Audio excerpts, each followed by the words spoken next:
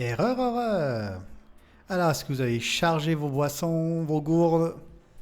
Vous êtes prêts pour la suite? Bon, on va continuer. Ok, du coup,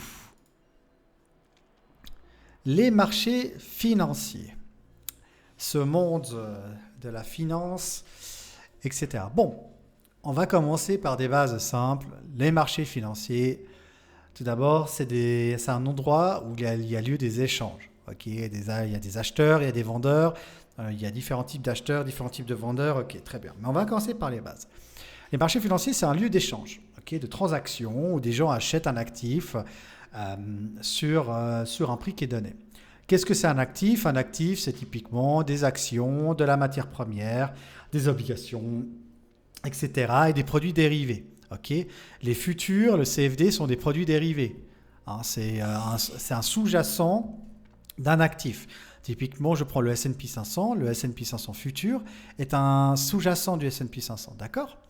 Donc ça, il faut le comprendre déjà. Okay, donc l'indice de base de référence, c'est le S&P 500. Okay, très bien. Ensuite, concernant les futurs, entre les futurs et les CFD, déjà, il y a une différence. Okay, le futur est un marché qui est régulé, okay, qui a des règles, qui est régulé. Ça veut dire que normalement, qu'importe le broker que vous prenez, donc qu'importe le flux ou le broker intermédiaire que vous prenez, vous avez le même prix. Okay, les niveaux, c'est autre chose, okay, mais vous avez le même prix. Parce que c'est un marché qui est régulé, qui a des règles. Okay. Le CFD, c'est un marché non régulé. Okay, ça veut dire qu'entre brokers, entre courtiers, donc votre intermédiaire concrètement, à qui vous allez donner l'ordre, par exemple vous dites je vais acheter, on va avoir l'intermédiaire et lui il va le transmettre au marché. Et bien sur le CFD, vous pouvez avoir des différentes cotations. Cotation veut dire le prix de l'actif. Okay, vous allez avoir différentes cotations. Le CFD n'est pas régulé. Okay, c'est pour ça que c'est un marché qui dit souvent qui est bien plus manipulé, okay, que le futur. Hein, et c'est pour ça qu'on traite sur le futur, pas sur le futur, pas de triche quasiment. Hein. La manipulation, on en parlera après, mais pas de triche principalement sur le futur. C'est pour ça que moi, je ne vous conseille vraiment pas de trader sur le CFD, malgré que le CFD est assez corrélé au futur, hein, mis à part l'amplitude des bougies, etc. Après, dans le futur, évidemment, vous avez des fournisseurs de flux. Okay, le fournisseur de flux, c'est celui-là qui va vous donner l'accès aux cotations en temps réel. Hein. On a Rithmic, DXFeed, on a alors, on en a plusieurs, mais principalement, le plus généralisé, c'est Rithmic. Okay, c'est le plus généralisé. Et après, on a DXFeed qui a un flux qui est un peu plus, qui est meilleur. Okay, on a une différence quand même des fois de volume ou de données entre les deux. Par contre, le niveau de cotation est le même, hein, mais on a peut-être des différences de données entre les deux. Okay, donc ça, il faut déjà réfléchir. Maintenant, concrètement, c'est quoi un contrat futur? Est-ce que quelqu'un peut m'expliquer vite fait ce que c'est un contrat futur? En fait, parce qu'avant de trader un actif, il faut savoir concrètement sur quoi il est basé. C'est quoi un contrat futur? Hein? Alors, un contrat futur, à la base, ça vient au niveau de l'agriculture. Okay, il faut savoir que l'origine du contrat futur, c'est au niveau de l'agriculture, parce qu'en fait, les agriculteurs décidaient de signer un contrat futur pour un prix donné. Comme ça leur permettait simplement de dire, qu'importe si le marché il monte ou il descend, concrètement, de toute façon, je paierai ce prix-là. Donc, ça leur permettait simplement de pouvoir anticiper leur récolte, hein, leur rentabilité sur leur récolte, et de tout simplement pouvoir pas être aux aléas des crises, etc. Donc, c'était ça à la base, les contrats futurs. Hein, et ça, un contrat futur de 3 mois, c'est simplement, imaginons, Benjamin, tu es un agriculteur, tu veux vendre des patates. Toi, tu dis, écoutez, il y a ce contrat futur qu'elle a, il me dit que je pourrais vendre je prends un exemple, $6 ma patate, le kilo de patate. Je signe ce contrat, qu'importe si le prix descend ou il monte, à la fin de ces 3 mois, je pourrais vendre ma production, ma récolte, à $6 la patate, concrètement. C'est ça un contrat futur. Ok ? Concrètement, c'est ça. Et après, les traders se seront accaparés les contrats futurs pour pouvoir faire du trading dessus. C'est pour ça qu'on a beaucoup de liquidités et plein de contrats futurs sont arrivés. Okay, c'est pour ça qu'en fait, un contrat futur, elle a une durée. hein. Et ça, c'est important de savoir pourquoi il y a une durée. Parce que qu'est-ce qui se passe quand on arrive à la fin de la durée du contrat? Est-ce que quelqu'un peut me dire qu'est-ce qui se passe en termes techniques et en termes de volume? On livre la marchandise, c'est juste, mais encore. Qu'est-ce qui arrive quand il y a une fin de contrat? Est-ce que les marchés s'arrêtent? Il n'y a plus de contrat, c'est finito, on a un peu plus tradé dans l'année. Qu'est-ce qui se passe quand il y a un contrat qui finit? Rollover, exactement. Changement d'échéance, c'est juste. On recommence, exactement. C'est juste. On recommence. C'est un très bon mot, Esteban. On recommence, effectivement. Donc, on a un nouveau contrat qui arrive. Un nouveau contrat qui apparaît. Et donc, c'est important de savoir quand est-ce que c'est la fin, parce que quand la fin, elle arrive, on a le volume qui diminue aussi. Ok. Donc, c'est pour ça qu'il est important de savoir quand est-ce qu'arrive à l'échéance de notre contrat, parce que si vous avez, je ne sais pas, fait un plan sur la comète et puis garder une position overnight, etc., puis qu'en fait, le contrat, il change de main, il va falloir faire attention, quoi. Il va falloir faire attention. Donc, ça, c'est quelque chose qui est important de savoir directement, ok? Déjà. Donc, ça, c'est la base. Ça, c'est la base au niveau des marchés financiers. Maintenant, au niveau des marchés financiers, il existe plusieurs façons. Excusez-moi, juste enlever la musique. Il existe plusieurs façons de lire les marchés financiers. Ok. Il faut savoir qu'il y a une technique qui a été inventée au Japon sur le marché du riz. C'est grâce à ces techniques qu'on appelle ça des chandeliers japonais. Une bougie, c'est un chandelier. En termes purs de trading, une bougie, c'est un chandelier, concrètement. Ok, verte, ça monte, rouge, ça descend. Ok, concrètement, ça, j'ai pas besoin de vous l'apprendre. Verte, ça monte, rouge, ça descend. Ok, mais chaque bougie, elle a ce qu'on appelle un pattern. Ok, chaque bougie représente quelque chose. Elle va représenter le combat entre les acheteurs et les vendeurs. Ok, c'est ce qu'on appelle l'interprétation des bougies japonaises. Est-ce que vous pouvez me dire vite fait quel nom de bougie japonaise vous vient dans la tête? Je vais mettre en 5 minutes parce qu'on aura plus de machin. Le doji, le renko, le marteau, ok. Très bien, doji, le hammer, c'est juste. Marteau, ouais. Le harami, c'est juste, ouais. Il manque quand même le plus important, mais c'est... Bon, c'est pas grave. Le marobozu, ça vous dit quelque chose? La valente, l'englobante, shooting stars, ça c'est plus un pattern. On est plus sur... Oui, non, c'est juste. Non, excuse-moi. T'as raison, Benjamin, c'est une bougie. Excuse-moi, t'as raison, Benjamin.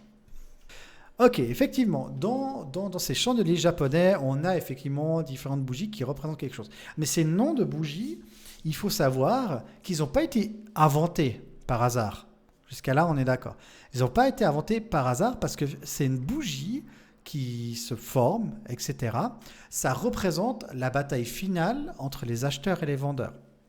Ok.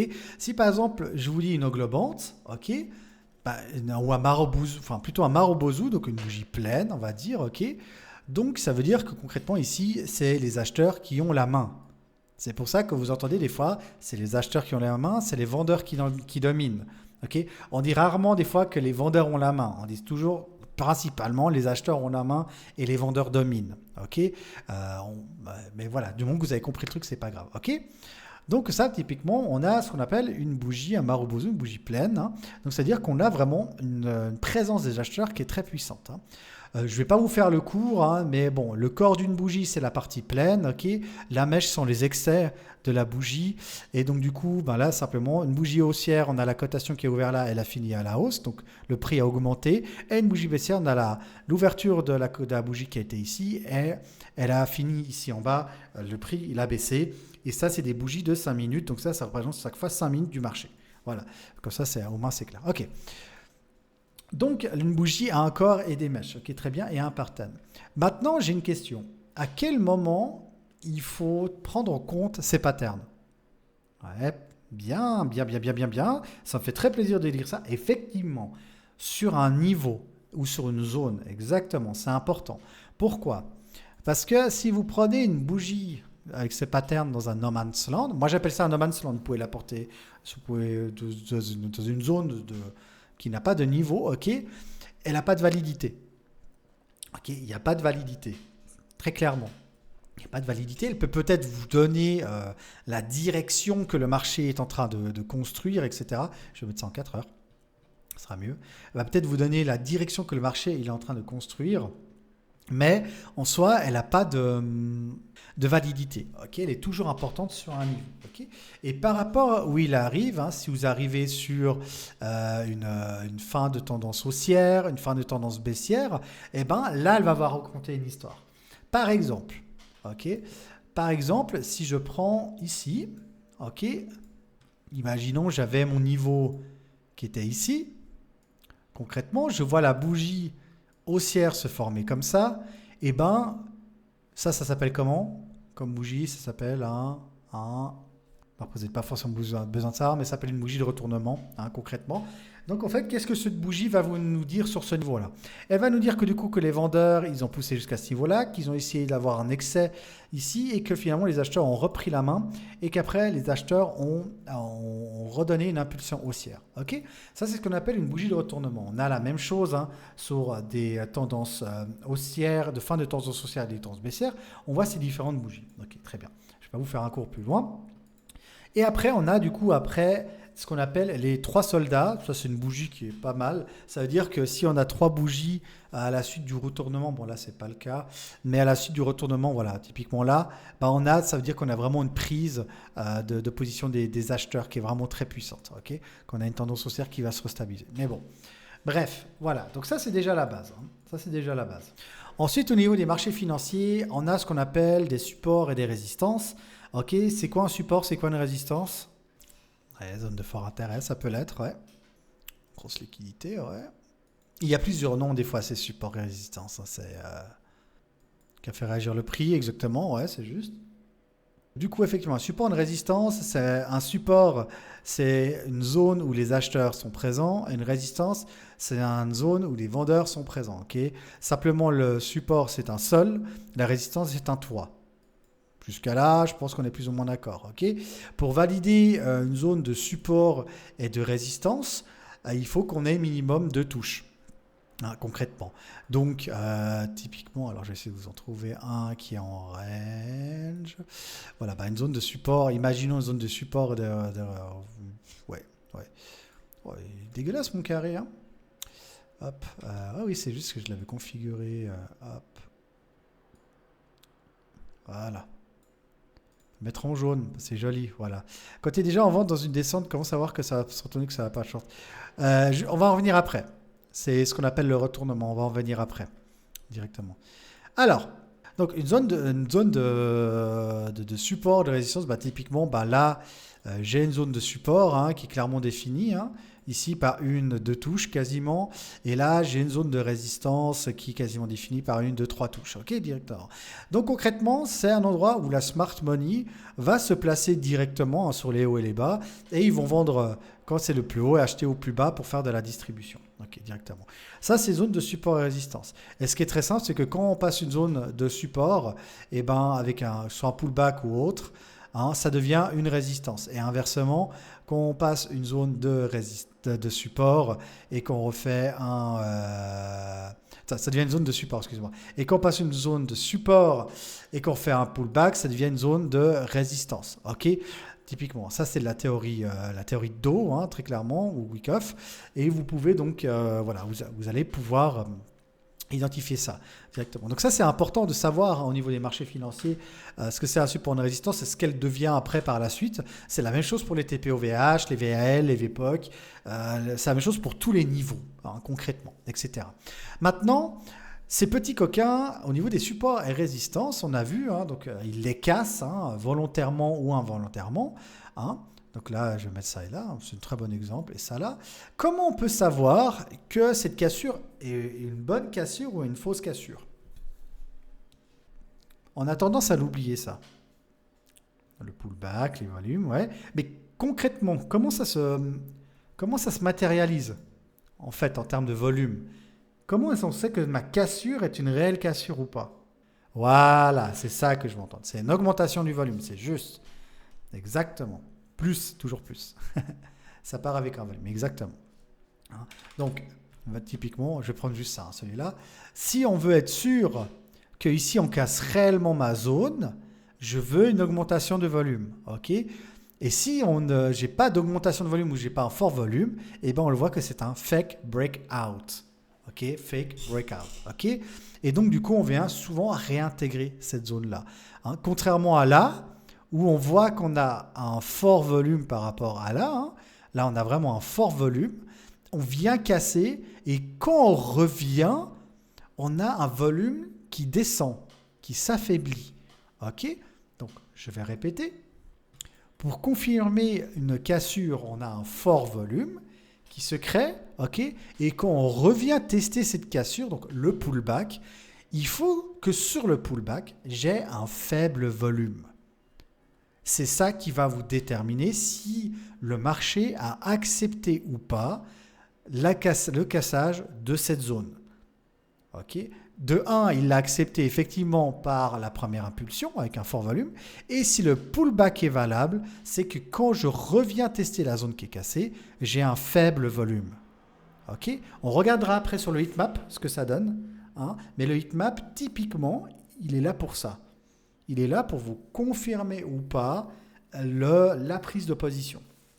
Si une prise de position doit avoir lieu d'être. Ok.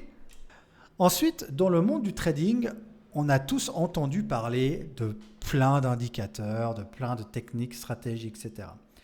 Je ne suis pas là pour critiquer des stratégies, je suis là juste pour vous démontrer quelque chose. Concrètement, quand vous avez tous entendu parler peut-être du chartisme. Je pense qu'en vrai, on a tous entendu parler. C'est plus ou moins par là qu'on commence tous à tracer des figures. Hein, des figures, on est d'accord. Le chartisme, eh ben, ça fonctionne. Mais pourquoi on n'utilise pas le chart? Pourquoi le chartisme n'est pas... Dans ce cas, si ça fonctionne, pourquoi il n'est pas autant utilisé? Okay. Pourquoi il n'est pas autant utilisé? Parce que chaque stratégie, chaque technique ou interprétation vont être adaptées aussi par rapport au temps que vous avez devant vous. Le chartisme, quand vous avez une figure qui se produit, des figures de continuation de retournement, elles vont être beaucoup plus puissantes sur des unités de temps hautes, 15 minutes, 1 heure, 4 heures. Ok, typiquement. Et 15 minutes, c'est encore gentil. 15 minutes, 1 heure, 4 heures. Mais concrètement, qu'est-ce qu'elle représente, cette figure?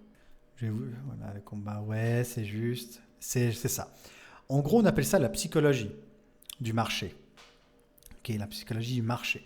Elle va représenter, toutes ces figures ne se forment pas par hasard. Elles vont représenter la psychologie des investisseurs du marché. Directement. Donc, c'est pour ça qu'elles fonctionnent. Hein, concrètement. C'est pour ça que les figures chartistes fonctionnent. On peut parler du double top, du double bot, du épaule, tête, épaule, etc. J'ai commencé comme ça. Il n'y a pas de souci. Hein. J'ai commencé comme ça. Et du coup, on représente effectivement la psychologie du marché. Le seul problème de ces figures chartistes, c'est que déjà, il faut que ça mette du temps à se former, hein, déjà de 1. Donc, il ne faut pas louper votre entrée. C'est sur des grosses unités de temps, principalement. Et c'est quand même du 60% environ au niveau des figures. Hein. Certaines figures vous donnent même du 51%. Okay. Mais ça fonctionne parce que ces figures chartistes représentent la psychologie du marché. Okay. Simplement, c'est qu'elles sont basées, pas sur l'order flow, mais sur le price action. Okay. Donc l'action du prix. C'est quoi la différence entre l'order flow et le price action? C'est juste volume prix. Il y a des très bonnes réponses. Hein, c'est des très bonnes réponses. OK. Dans toutes les réponses, effectivement, le price action et l'order flow, c'est que l'order flow, on va prendre hors limite. Non, c'est le flux d'ordre, order flow. C'est pas hors limite, c'est plutôt le flux d'ordre, si tu veux donner une généralité, Greg. Le flux d'ordre. Le flux d'ordre, le flux des transactions, typiquement. On irait plutôt sur le flux d'ordre. L'order flow, c'est le temps réel. En fait, c'est le flux d'ordre. Okay. Le price action, c'est l'action du prix sur les graphiques. Et puis, l'order flow, c'est concrètement vraiment le volume, les échanges qui sont faits. On dit toujours, et c'est réel, le price action est toujours en retard sur l'order flow. C'est pour ça que l'order flow, pour moi, ça a été l'élément déclencheur dans mon trading. Hein. C'est que moi, ça fait 5 ans que je trade bientôt. L'order flow, c'était l'élément déclencheur. Pourquoi? Parce qu'on peut utiliser des moyennes mobiles, on peut utiliser de l'Ishimoku, on peut utiliser des canaux baissiers, haussiers, des blablabla. Il y a plein de choses. Typiquement, si je vous mets Ben voilà, c'est où là Merde, c'est pas un canal régressif que je veux, c'est un canal pour là. Typiquement, vous avez déjà parlé, ah bah tiens, là on est en tendance haussière, etc. On peut tout faire. Mais l'order flow, c'est vraiment ce qui va vous permettre de vivre l'instant présent et le price action, il sera toujours en retard dessus. Ok. C'est pour ça que je vous ai parlé de breakout avant de breakout validé ou non validé. Parce que vous me l'avez dit directement, bah, il est validé par rapport au volume. Ok, le volume fait partie de l'order flow. Ok, est validé par le volume, etc. Et ça, c'est quelque chose qui est important. Ok. Et ça, c'est quelque chose que je voulais vraiment aussi vous dire ce soir, c'est que toutes les stratégies que vous trouvez sur Internet, qui sont basées sur deux moyennes mobiles qui se croisent, laissez tomber. Laissez tomber. C'est vraiment pour moi l'order flow qui a déclenché mon trading. Maintenant, il y a une technique qui actuellement fait un peu fureur. Est-ce que vous avez déjà entendu parler de l'ICT SMC? Alors, en gros, oui. L'ICT SMC, oui, c'est des stratégies reversales la plupart du temps, exactement. L'ICT SMC, en gros, la base de l'ICT SMC, c'est basé sur le price action, ok, et sur la psychologie de la smart money. Je répète, l'ICT SMC est basé sur le price action et de la psychologie de la smart money. Ok. Pourquoi? Parce qu'en fait, vous allez voir que l'ICT SMC et l'order flow sont très proches l'un de l'autre, malgré que leur façon d'interpréter les choses sont différentes. Ok. Parce que où il y a une intention de la smart money, ok, il y a une intention de l'order flow et il y a une intention de l'ICT. Par exemple, est-ce que vous avez déjà entendu parler d'imbalance? En order flow, on appelle ça de l'imbalance. Je pense que vous savez tous, voilà, vous avez tous entendu parler de l'imbalance, hein, concrètement. Voilà. Ben, l'imbalance en ICT, c'est appelé une zone de FVG. Hein, alors, ça s'appelle une zone de Fair Value Gap. Ok. Donc, pourtant, c'est la même chose. Hein. C'est une zone de liquidité en soi. Ok. Donc, une zone d'imbalance, enfin, une zone d'imbalance FVG, comme vous voulez. En gros, pour vous expliquer. Et c'est la même chose pour l'order flow. On ira voir après dans la tasse. Hein, ça, typiquement, c'est une zone, c'est ce qu'on appelle une IMBA slash FVG. Ok. Ah, super. Ah bah, merci. Ok, ça c'est une zone d'imbalance FVG. Pourquoi? C'est une zone, en fait, tout simplement, où il y a eu tellement une forte impulsion qu'il y a des gens qui sont pris au dépourvu, hein, des vendeurs en l'occurrence, et qui sont restés coincés à l'intérieur. Et souvent, c'est ce qu'on appelle... Qu'est-ce qu'elles créent en fait ces sortes de zones? Elles vont créer ce qu'on appelle un déséquilibre, hein, sur le marché, directement. Le plus souvent, on va venir les combler, etc. Plusieurs temps après, blablabla. Ok. Donc ça, en gros, c'est de la liquidité. Donc on peut faire tout ce qu'on veut, mais l'ICT et l'order flow sont reliés. Simplement, un trader d'ICT et SMC, lui, il ne va pas voir ce que nous on voit à l'intérieur d'une bougie. Donc il ne va pas voir ce qu'on appelle le footprint. Okay, il ne va pas voir concrètement ce qui se passe dans les ordres, dans la bougie. Lui, il va dire, ok, imaginons, là j'extrapole, hein, j'imagine, ok, là j'ai une zone de imbalance MVG en daily, donc si le marché il revient ici, eh ben, j'ai une grande chance que les gens ils vont bloquer, il y a un order block qui se crée là, et du coup, je peux créer une position longue, hein, position à l'achat, tac, pour reprendre la hausse. Directement. Ok, ça c'est ce que dit un trader d'ICT SMC. Nous, à la différence de lui, c'est qu'au lieu de prendre un risque, depuis qu'on ne peut pas se permettre, hein, mais un risque de toute cette zone, on va clairement voir qu'est-ce qui va se passer quand le prix va atteindre cette zone-là ou même va aller jusqu'en bas. Et en fait, où est l'avantage de l'order flow? C'est que par rapport à la zone où il va arriver, on va avoir une confirmation ou pas de la prise de position. C'est l'avantage de l'order flow par rapport à l'ICT. Okay. Après, on pourrait parler des shosh, on pourrait parler des boss, on pourrait parler des order blocks, des discount premium, des price, bref, on pourrait parler de tout, mais concrètement, nous, avec l'ICT, on est très proche. Simplement, c'est que nous, on a une confirmation qui va venir, qui est beaucoup plus précise. Ok. Le but, ce n'est pas de dénigrer l'ICT-SMC, mais par contre, peut-être l'ICT-SMC fonctionnera mieux sur un marché comme le CFD. Ok. Contrairement à nous, le futur, où on a une marge, on va dire, qui n'est pas grande. Elle n'est pas grande, le futur. Mais ce sera peut-être plus adapté sur le marché, sur le CFD, parce que sur le CFD, la taille des positions, tout ce qu'on peut mettre, est vraiment beaucoup plus grandement variable. Alors ça, c'était la première partie d'introduction. Ça, c'est tout bon. Je réfléchis si j'ai autre chose à vous dire. Voilà. Maintenant, au niveau des indicateurs. Ok. On a plusieurs catégories d'indicateurs. On va commencer par les oscillateurs. Qu'est-ce que c'est un oscillateur? C'est quoi un oscillateur? Quelqu'un peut me dire ce que c'est un indicateur d'oscillation? On en a parlé de deux principalement. Voilà, c'est juste. Donc, qu'est-ce qu'on aurait comme nom d'indicateur qui aurait une moyenne qui varie? Parfait, le RSI, ouais. Exactement. On a des oscillateurs, effectivement, on a le RSI, le MACD, etc., etc., etc. On a le RSI.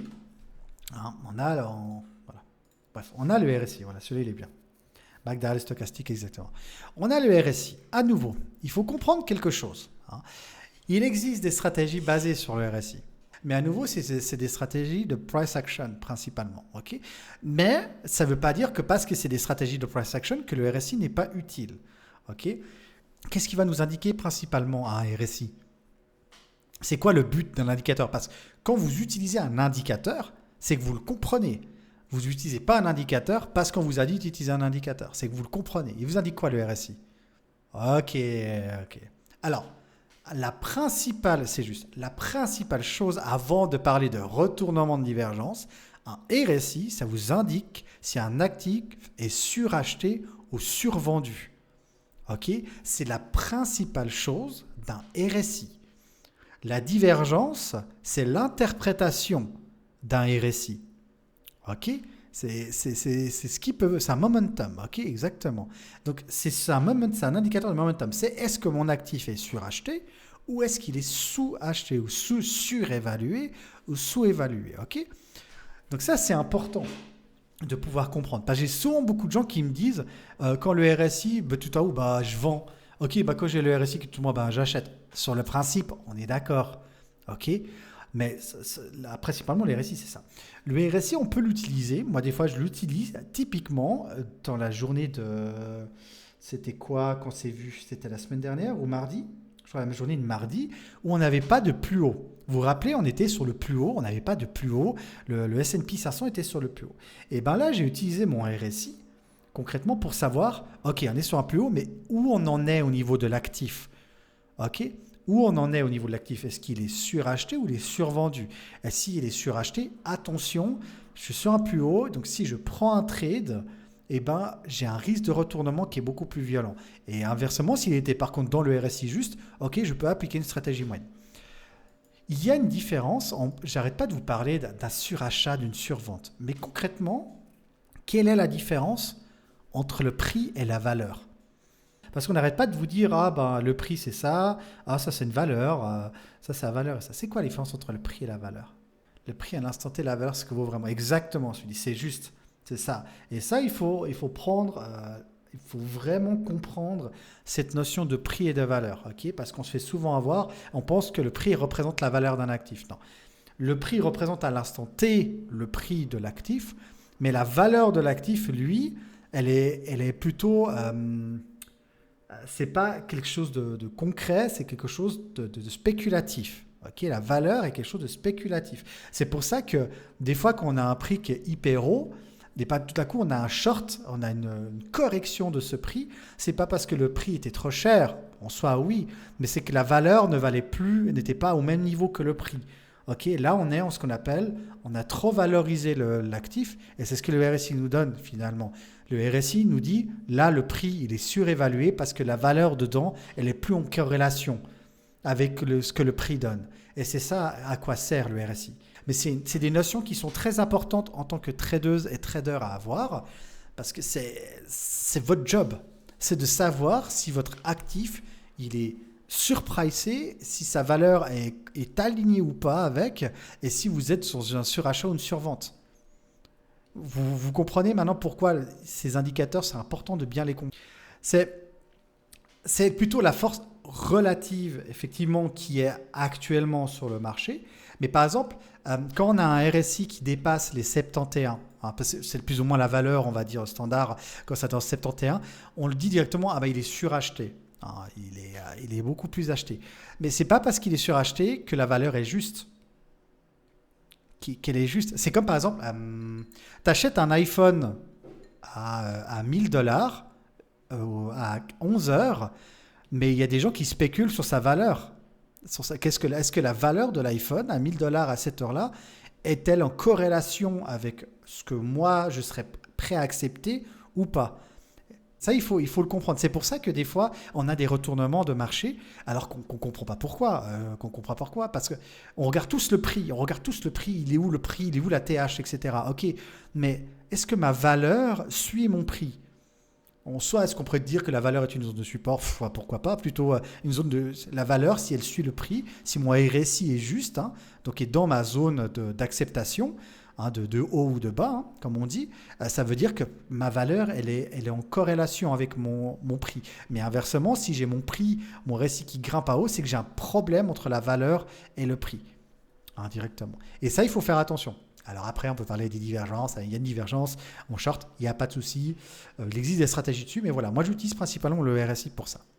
Maintenant, on va parler d'un autre indicateur. Ok, voilà.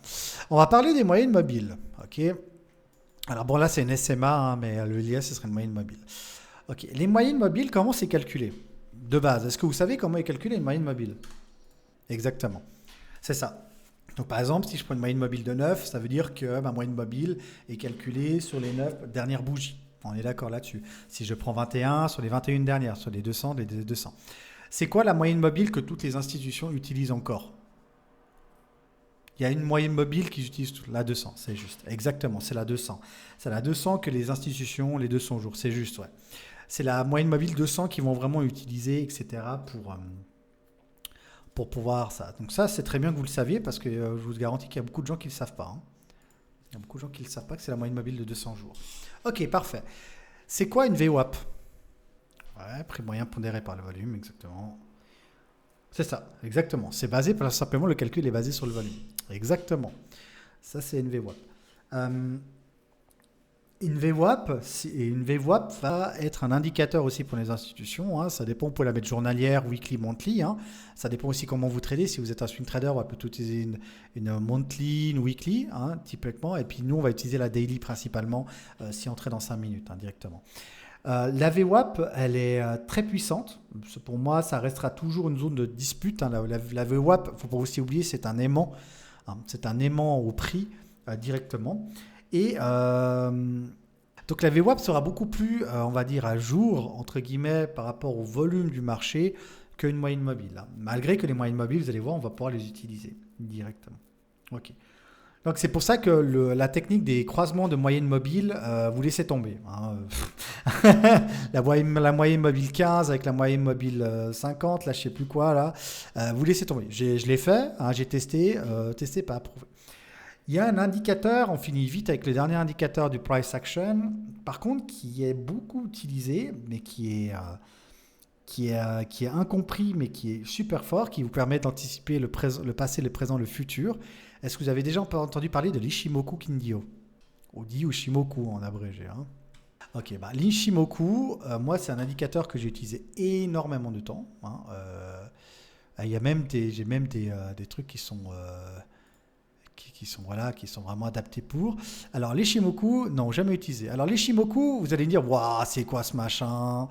Ben, en fait, finalement, l'Ishimoku, vous verrez qu'on vous a appris, je ne sais pas si on vous a donné, mais on utilise nous, pour suivre la tendance, en 3 minutes, on utilise les SMA, hein, un nuage. Du nuage de l'Ishimoku. Ouais, si tu veux. Bref. L'Ishimoku, en gros, il va vous indiquer le futur, enfin le passé, par ce qu'on appelle la lagging span, donc c'est la mémoire du marché, ok. L'actuel avec la Kijun, la Tenga span, puis la Kijun, et après on a les nuages. Bref, en gros, comment il faut le lire? En gros, ça, c'est des moyennes mobiles, hein, une moyenne mobile de 9, etc., sur un calcul mathématique, blablabla, qui va lisser le prix. Si le prix passe cette ligne rouge, ben, il y a un risque de retournement. Et le nuage va nous indiquer la tendance. Okay, si j'ai un nuage vert avec une bonne amplitude dedans, c'est que j'ai une tendance qui est saine au niveau de la prise de tendance. Et en rouge, ce sera inversé. Okay, et quand j'ai un croisement, c'est que j'ai risque d'un croisement. Autant vous dire qu'en 5 minutes, etc., elle n'est pas très utile. Par contre, pour les swing traders, elle est très bonne pour pouvoir leur indiquer s'ils sont dans la bonne suite, s'ils sont dans la bonne tendance. En swing trading, ça fonctionne beaucoup mieux les Shimoku qu'Indio. Mais voilà, pour vous dire qu'il existe aussi des indicateurs comme ça, basés sur des formules mathématiques. Mais il y a pas mal de bruit en basse unité de temps, etc. Parfait. Bon, on a fini avec ça. Maintenant, on va repasser un peu à vous triturer le cerveau. On a parlé de l'analyse fondamentale. Ok. On va préparer gentiment sa session, etc. Qu'est-ce qu'on va regarder en premier quand on ouvre un graphique? Théorie de Wyckoff, ça vous dit quelque chose? Je pense pas. Non. Cycle de marché. Ça vous dit quelque chose, les cycles de marché? Yes. Ah! Il faut vraiment le regarder dans quel cycle de marché vous êtes. Qu'est-ce que c'est? Un marché évolue en 3 phases déjà. 3 phases. La phase de latérisation, la phase d'expansion et la phase de latérisation. Ok? Ça, c'est les 3 phases d'un marché. C'est ce qu'on appelle des vagues, les vagues de Wyckoff, concrètement. Ok? Ça, c'est les 3 phases. Mais dans ces 3 phases, le marché va faire quelque chose. Dans une des phases, on va appeler ça la phase d'accumulation. Excusez-moi, dès que j'écris un M, il y a un truc qui apparaît. C'est juste. On a ensuite la phase d'impulsion. Et ensuite, on a la phase de distribution. Il manquait juste l'impulsion, celui-ci qui était juste. La phase d'impulsion, l'accumulation, l'impulsion, la distribution. Ok. Ensuite, dans chacune des phases, il y a des choses qui se passent. Donc, dans l'accumulation, c'est l'accumulation des positions. Dans l'impulsion, on inclut justement la tendance. Hein, évidemment. Parce que si quand on est en phase d'impulsion, on est aussi en phase de tendance. Ok ? Et après, le marché, lui, dans la distribution, soit il va redescendre, il va monter, etc. Ok ? Donc ça, c'est les 3 phases du marché. Et on ne regarde jamais dans quelle phase on est. Et vous allez me dire, ok. Ouais, comment on sait dans quelle phase on est du marché maintenant? Ben, vous avez la réponse ici, hein, directement. On a eu la phase ici. Donc là, je suis en daily. Hein, ok ? Donc ici, on a eu une phase d'accumulation. Okay, qui est symbolisé la plus grande partie du temps par un range, d'accord? On a eu la phase d'impulsion, hein, qui est plus ou moins ici, par cette bougie haussière, qui était juste ici. On a eu la phase de tendance, ok? Et on a eu la phase de fin de tendance, parce qu'on a cassé la tendance de distribution, qui a lieu ici. Directement, qui a été cassé par le bas, mais qu'on a réintégré. Et du coup, il faut savoir où vous êtes dans cette phase, hein, les amis. Parce que bon, si vous êtes en train de me dire que vous êtes en train de shorter le marché alors qu'on est sur une tendance haussière, c'est de toute beauté.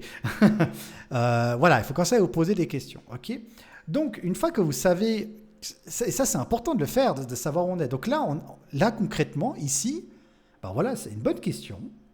C'est une très bonne question. On est dans quelle phase, les amis? C'est juste, celui-ci. On est dans une phase d'impulsion haussière.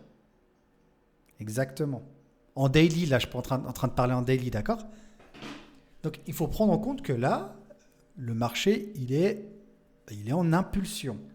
Et une fois que la phase d'impulsion est faite, pour passer en phase de tendance, le plus souvent, et c'est là, on va reparler des supports et des résistances, qu'est-ce qui va faire le marché, à votre avis?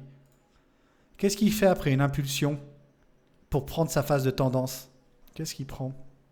Prise de profit, ce qui veut dire qu'il va... C'est très bien cette distribution, ouais. Mis à part ça, En fait, il va impulser, il va faire quelque chose pour qu'il rentre en tendance. Ok, il va impulser, il va faire quelque chose pour rentrer en tendance. Qu'est-ce qu'il va faire baisser? C'est juste. Vous voyez là? Impulsion, phase haussière, phase haussière, phase haussière, phase haussière. Prise de bénéfice, établissement de la tendance. Je répète, accumulation, impulsion donnée par cette bougie-là. Ok? Bam, prise de bénéfice pour vendre ses positions et racheter sur cette ligne de support, concrètement, où il y a eu l'impulsion. La plupart du temps, ils vont même jusqu'à là. Regardez, c'est quasiment assez précis. Bam, ils vont jusqu'à là pour après prendre la tendance. Donc, ça veut dire que maintenant, vous devez être au clair dans votre tête. Je suis en phase d'impulsion. Ok? Est-ce que j'ai le démarrage de ma tendance maintenant? Est-ce que par rapport à ma phase d'impulsion, j'ai les gens qui ont vendu? Est-ce que ma tendance, elle a commencé ou pas? Eh bien, pour l'instant, pas. Ok? Pour l'instant, on n'est pas encore revenu chercher jusqu'ici, concrètement, une vente pour aller rechercher ici pour prendre l'impulsion de la tendance haussière. Il se peut qu'on vienne pas retester là, c'est totalement possible, mais la plupart du temps, on vient retester.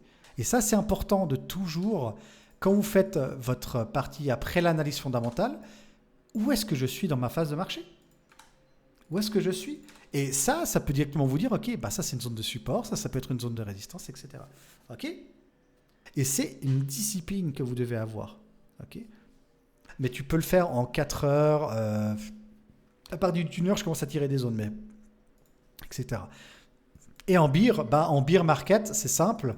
C'est qu'après la phase de distribution, on casse la phase de distribution par le bas et on va aller chercher.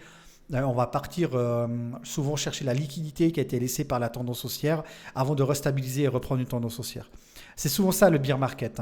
Le bear market, c'est souvent on va chercher la liquidité. Typiquement, je vous prends un exemple. Le plus souvent, c'est qu'on va chercher la liquidité qui a été laissée en bas, un déséquilibre de marché. Mais là, j'en ai pas beaucoup. Ouais, j'aurais eu là, en l'occurrence. Ouais. J'ai là, en l'occurrence, un petit. Ok, j'ai un petit déséquilibre ici. Le marché, il va venir le combler directement au bear market. Directement. La plupart du temps, c'est ça. Mais le bear market ne dure jamais, n'est pas éternel. Le bear market, c'est souvent parce qu'on a un mouvement de foule.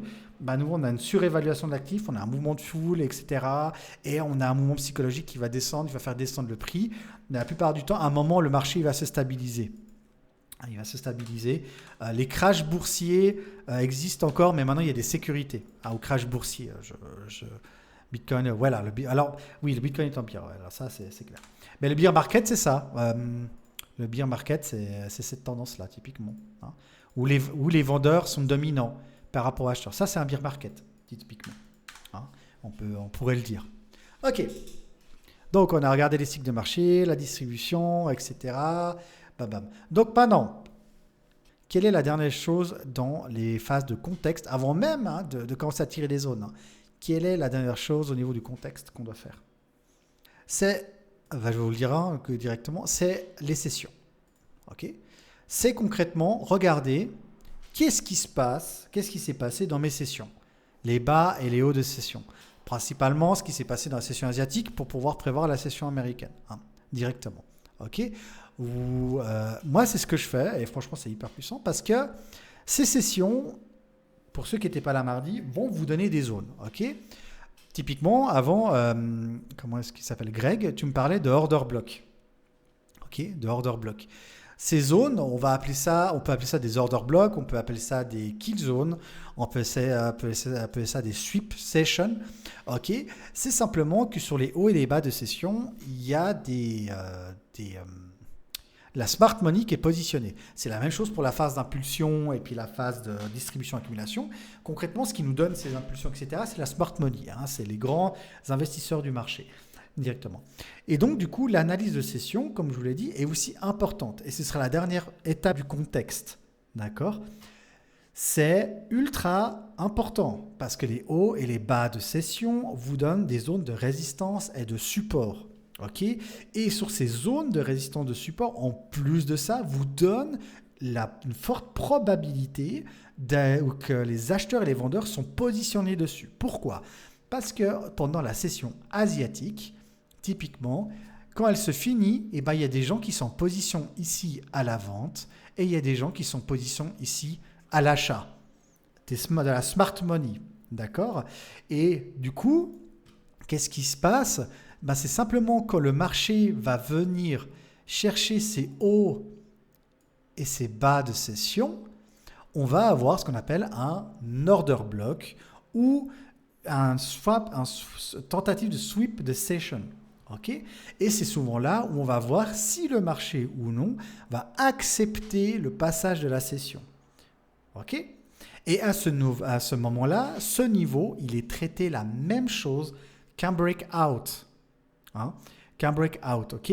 Donc, la même chose, si j'ai un fort volume qui perce ma session, comme celui-ci, ma session ici, quand on va venir la retester, le plus souvent, elle va redevenir... Pardon, excuse-moi, il y a des acheteurs qui sont là. D'accord? Des acheteurs qui sont positionnés. Et inversement, si je perce ma session asiatique par le bas, ça fait longtemps qu'on n'a pas percé par le bas, la copine. Alors, la copine asiatique, la copine session asiatique, où est-ce qu'elle est? La percée. Là, c'est la haute. Voilà. New York, quand même, voilà, parfait. Si je perce la session asiatique par le bas, de nouveau, là, je la perce par le bas, typiquement, on va avoir effectivement un mouvement baissier. Un mouvement baissier, bon là vous allez dire, mais là c'est abusé. Oui, c'est abusé parce qu'il y a une différence de cotation. Mais du coup, vu qu'on a un mouvement baissier avec beaucoup de liquidité, on a parlé de la liquidité avant, et qu'on a dit que le marché n'aimait pas être déséquilibré, on va venir rechercher cette liquidité directement. Okay? Mais du coup, on a un mouvement baissier qui se forme. Okay? C'est ça principalement au niveau des sessions, etc. Maintenant, j'ai eu la question, mais du coup, la session UE, inutile. Non. Pourquoi? Parce que la session UE va répondre aux mêmes prérogatives qu'une session américaine. C'est-à-dire que si vous êtes en session UE, donc la session asiatique se termine, regardez, quand je viens tenter de breaker ma session asiatique par le bas, là, j'ai un petit carré bleu qui apparaît. C'est-à-dire qu'on a tenté une session sweep, on a tenté de percer une session sweep par le bas. Et on a les acheteurs qui se mettent en session UE. Donc, vous savez que là, c'est une volatilité, donc c'est très compliqué de prendre position. Mais vous savez que si on revenait tester rapidement ici, en regardant votre volume, votre delta, etc., vous savez que vous pouvez prendre position ici pour aller chercher de l'achat. Parce que là, vous avez des acheteurs. Et la même chose ici. Ici, on a la session asiatique du haut. Alors là, on a un carré gris. Pourquoi on a un carré gris? Parce que du coup, elle a été percée. Ça valide la percée. Mais si on regarde une autre fois, en UE de nouveau, pour répondre, en session UE, quand on a tenté de la percer par le haut, on a cette zone orange qui est apparue et du coup, on a un order block, une tentative de session sweep. Et du coup, on repousse. Si c'est validé, si la poussée est validée, on repousse les acheteurs et du coup on a une vente. Voilà pourquoi c'est important dans le contexte d'avoir l'analyse fondamentale, le cycle du marché, dans quel cycle de marché je me trouve, etc. Et du coup, qu'est-ce qui s'est passé sur les sessions secondaires. Donc vous prenez note dans votre journal de trading ou dans votre stratégie ou je ne sais pas où, vous mettez toujours analyse fondamentale, macro, micro, géopolitique, avec quel type de marché je suis en risque et le VIX.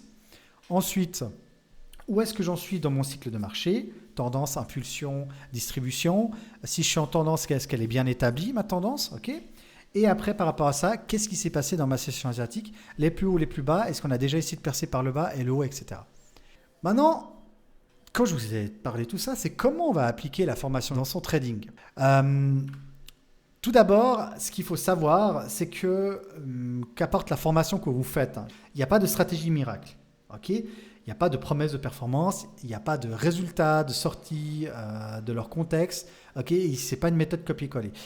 C'est important de savoir qu'on va vous donner des outils pour réussir et de comprendre ces outils. C'est pour ça qu'il est important pendant la formation de poser des questions. Comment fonctionne? Vous n'avez pas besoin de savoir, c'est le 0,1 binaire qui fait que la bougie fasse... Non. Vous avez par contre besoin de savoir comment fonctionne l'indicateur et qu'est-ce qu'il représente, comme on l'a vu avant. Et ça, c'est ultra important. Parce que si vous ne faites pas ça, En fait, vous allez chercher des indicateurs miracles, vous allez dire, ah, tiens, celui-là, il fonctionne bien parce qu'il est facile à lire d'un coup d'œil. Non, il faut comprendre concrètement les outils qu'on vous donne. Ensuite, je vais vous montrer ma stratégie directement. Et comme vous pouvez le voir, dans la stratégie, il y a l'exécution, il y a le contexte du marché, ok, il y a la structure par rapport au niveau, il y a l'exécution du timing, il y a la gestion du RIC et il y a la règle clé. Ok, directement. Et ça, c'est important. C'est la stratégie que je vous expliquerai après directement, que moi j'utilise. Ensuite, justement, c'est ce que je vous disais. C'est pas parce que vous avez fait la formation que vous pouvez, entre guillemets, vous allez peut-être avoir au début des très bons résultats très rapidement, mais si vous voulez durer, le trading, c'est pas un sprint, c'est un marathon. Ok, donc même si après 1 an, 2 ans, vous n'avez pas de résultat, c'est normal parce que chaque étape de votre apprentissage, même en étant sorti de n'importe quelle formation, c'est du travail sur vous-même que vous devez faire. Et ça, c'est quelque chose qui est important. Et c'est pour ça que tout ce que vous voyez sur Internet, des Lamborghini avec de l'argent très rapide, c'est mort. C'est mort. Ok, c'est vraiment travailler sur soi-même, c'est vraiment un marathon. Ok, c'est de la psychologie. Concrètement, le dernier rempart après, ce sera la psychologie. Pourquoi on m'aurait menti? Let's go. Donc, au niveau de ma routine de trading, donc avant le marché, c'est ce que je vous ai expliqué. Moi, j'ai un petit calepin et je mets le contexte macro et agenda. Je vais effectivement faire la lecture du marché, donc mes sessions, si je suis en tendance, quelle tendance, si je suis en impulsion, distribution, etc. etc. Ok, donc, c'est vraiment important. Et donc, du coup, pendant le marché, il y a l'attente de mes conditions, il n'y a pas d'anticipation, et ça, vous oubliez l'anticipation, rentrer en position avant que vous ayez une confirmation, ça vous laissez tomber, ok, parce que l'order flow vous permet de rentrer en position, avec une confirmation. Il y a des stratégies en order flow qui prennent en compte l'anticipation, mais typiquement, ce sont des stratégies d'essoufflement, pas de retournement. Une stratégie d'essoufflement et de retournement, c'est 2 choses différentes. Un retournement, c'est quand il y a le prix qui a atteint un niveau, qu'on le travaille, qu'il y a un blocage et qu'on voit les vendeurs et les acheteurs partir. Un essoufflement, c'est qu'avant même d'arriver sur la zone, on a directement une diminution de l'intention du marché. Prenez bien ces 2 choses en compte parce que c'est compliqué des fois quand vous dites ouais mais là il y a un retournement, non là il y a un essoufflement. Non, retournement c'est quand arrive sur la zone, on a travaillé la zone et qu'on a un blocage de la part des acheteurs et des vendeurs et le marché va se retourner parce qu'on n'arrive pas à passer cette zone. Et un essoufflement c'est qu'on a une diminution du volume, une diminution du delta par exemple acheteur ou vendeur en arrivant sur la zone et quand on arrive sur la zone on a directement en fait le marché qui se retourne directement parce que les gens ils ont déjà arrêté d'investir et des fois on n'arrive même pas sur la zone. Okay. Et sur l'essoufflement, c'est une stratégie d'anticipation. On a des risques qui sont définis à l'avance.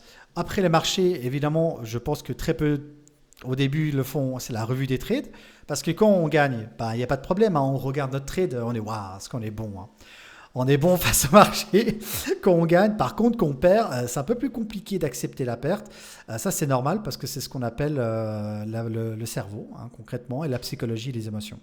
Concrètement, on déteste perdre. On n'est pas formaté à perdre en tant qu'être humain. Le cerveau n'est pas formaté à perdre.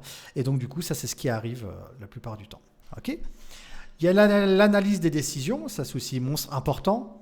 Directement, et l'ajustement du process. Donc, quand je parle de ajustement du process, c'est typiquement tiens, là peut-être j'aurais pu attendre plus ce signal là. Là j'aurais peut-être dû attendre la clôture de la bougie, etc. Ça c'est un ajustement de process. Par contre, rajouter un indicateur parce que votre stratégie fonctionne pas ou parce que vous l'avez pas comprise, c'est pas un ajustement de process.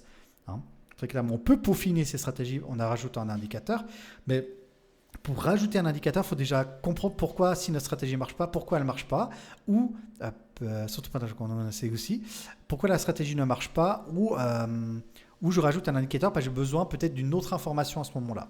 Okay. Et le but, c'est la routine. Mais la routine positive, pas la routine négative avec justement ce contexte, la lecture, les niveaux préparés, etc.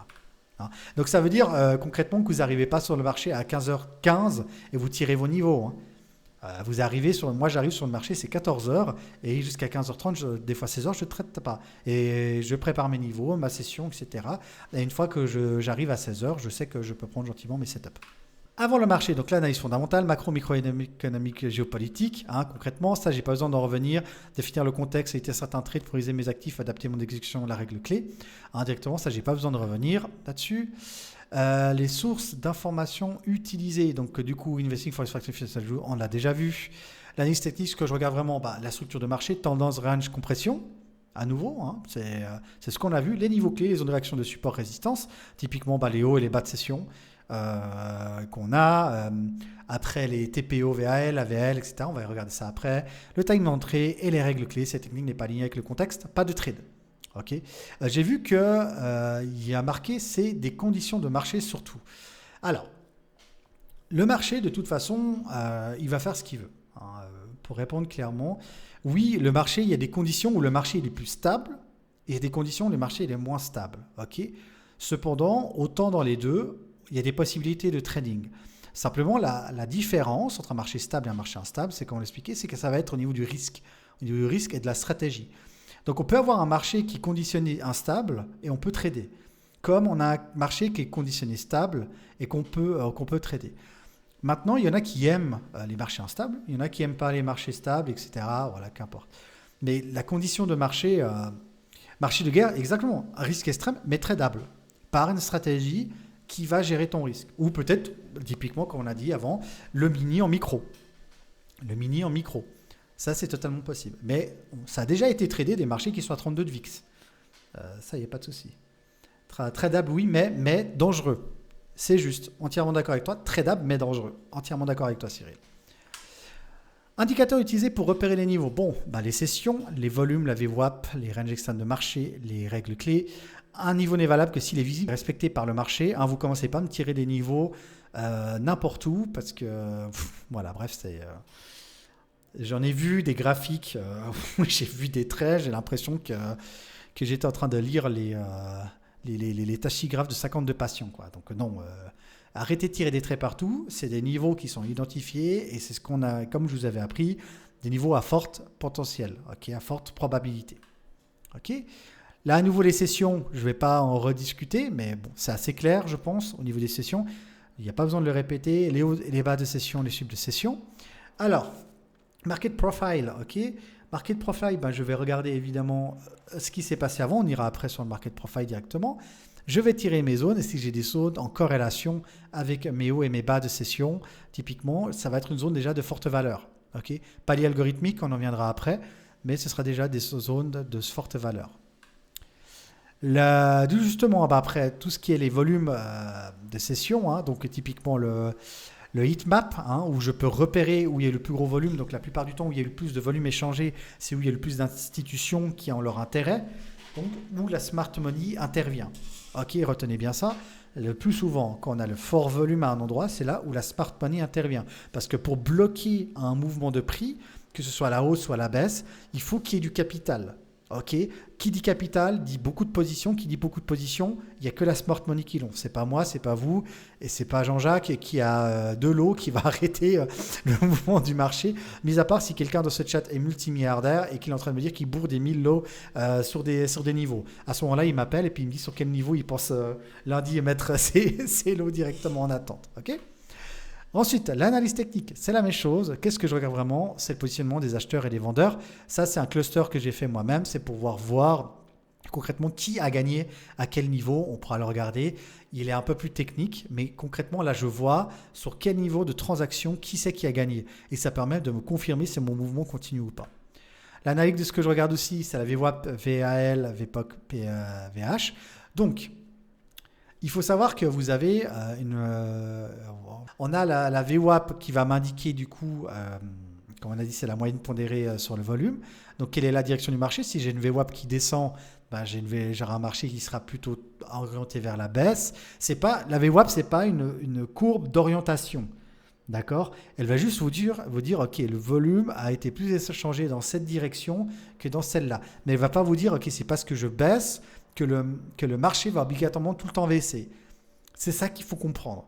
Parce que ce n'est pas une moyenne mobile, une VWAP. Okay, donc, je retenais bien ça. Ce n'est pas parce que la VWAP est en train de piquer du nez que automatiquement, par rapport où on est, que le marché continue de piquer du nez. Okay, parce qu'elle peut très bien piquer du nez et que vous êtes en train de descendre, mais le volume il est en train de revenir en positif. C'est ce qu'on appelle une divergence. Et on vous expliquera comment se crée une divergence. Mais voilà, ok. La préparation psychologique avant le trade, alors état émotionnel neutre, pas de colère, pas d'euphorie, pas de frustration, pas de chat qui saute sur le clavier, pas de trucs, de tâches ou autres à faire. Des attentions claires, donc je trade un plan, j'ai pas besoin d'un résultat. Et ça, c'est la chose la plus importante. Oui, à tous ces challenges, de toutes ces propres firmes, etc., c'est hyper utile quand on n'a pas beaucoup de capital, Greg, c'est vrai, c'est très utile. Le problème, c'est qu'inconsciemment, psychologiquement, pour un trader débutant, on se dit, il faut que je réussisse à faire ce chiffre-là pour pouvoir passer mon challenge. Okay, et on se dit, ah, si je réussis ce challenge, c'est bon, je suis un trader rentable. Non, ça n'a rien à voir avec un trader rentable ou pas. Le fait de réussir un challenge, c'est que vous avez la plupart du temps une stratégie qui est stable. Okay, et la stratégie, ce n'est pas un PNL. La stratégie, c'est un processus. Okay, ça n'a rien à voir. Il y a une grande différence entre PNL et processus. Le PNL, donc le résultat, les gains que vous faites sur votre stratégie, c'est le résultat de votre processus. En aucun cas, c'est votre stratégie. Okay, quand vous prenez une position et vous visez un take profit, ce n'est pas que vous mettez un take profit parce que vous devez faire ce gain. Vous mettez ce take profit parce que ici, il y a une zone de valeur, il y a une zone de retournement, ou etc. Ou passer une zone technique. Et ça, il faut bien le différencier. Si vous arrivez à intégrer dans votre tête que vous êtes en train de faire une stratégie, donc un processus et pas une chasse au gain, vous allez voir que vous allez qualifier en 2 secondes 2 tous les challenges que vous voulez, sans aucun problème. Okay, l'acceptation de non-trade, ça c'est aussi quelque chose qui est compliqué. Okay, c'est accepter que des fois, typiquement, je ne sais pas, vous tradez de 16h à 18h, et il se peut qu'entre 16h et 18h, il n'y a pas de setup. Il n'y a rien qui vient. Et ça, c'est quelque chose que vous devez accepter en tant que trader et tradeuse. Il y a des fois, tout simplement, vous allez être devant vos écrans et vous n'allez rien faire. Trader, c'est ne pas trader aussi. Perte acceptée à l'avance, quand vous prenez une position et mettez votre stop loss, c'est que vous acceptez cette perte. C'est pas que c'est pas quelque chose que vous allez bouger, un stop loss principalement. Okay, c'est que vous acceptez cette perte. Et si vous acceptez cette perte, vous verrez que vous serez déjà beaucoup plus serein. Typiquement, si vous êtes en mini et que vous n'acceptez pas de perdre de 100 ou 100, ne faites pas du mini. Okay, parce que la plupart des positions sont des pertes de 100 à 200. Okay, au niveau du mini. Okay, donc, si vous n'acceptez pas de perdre de 100 et d'arrêter de trader quand vous arrivez à une perte de 200, ne faites pas du mini. Par contre, faites peut-être du micro. Le micro, ce sera beaucoup plus adapté. Par contre, pour une perte de 100, voire 200. Okay, 200, c'est beaucoup en micro. 100, c'est déjà bien. Okay, et par contre, sur le micro, on va devoir faire quelque chose qui sera peut-être un peu plus qu'en mini. Ce sera de recharger la position sur certains niveaux. On regardera ça après. Voilà, le focus sur le process, respecter les règles, résultat du trade, évidemment.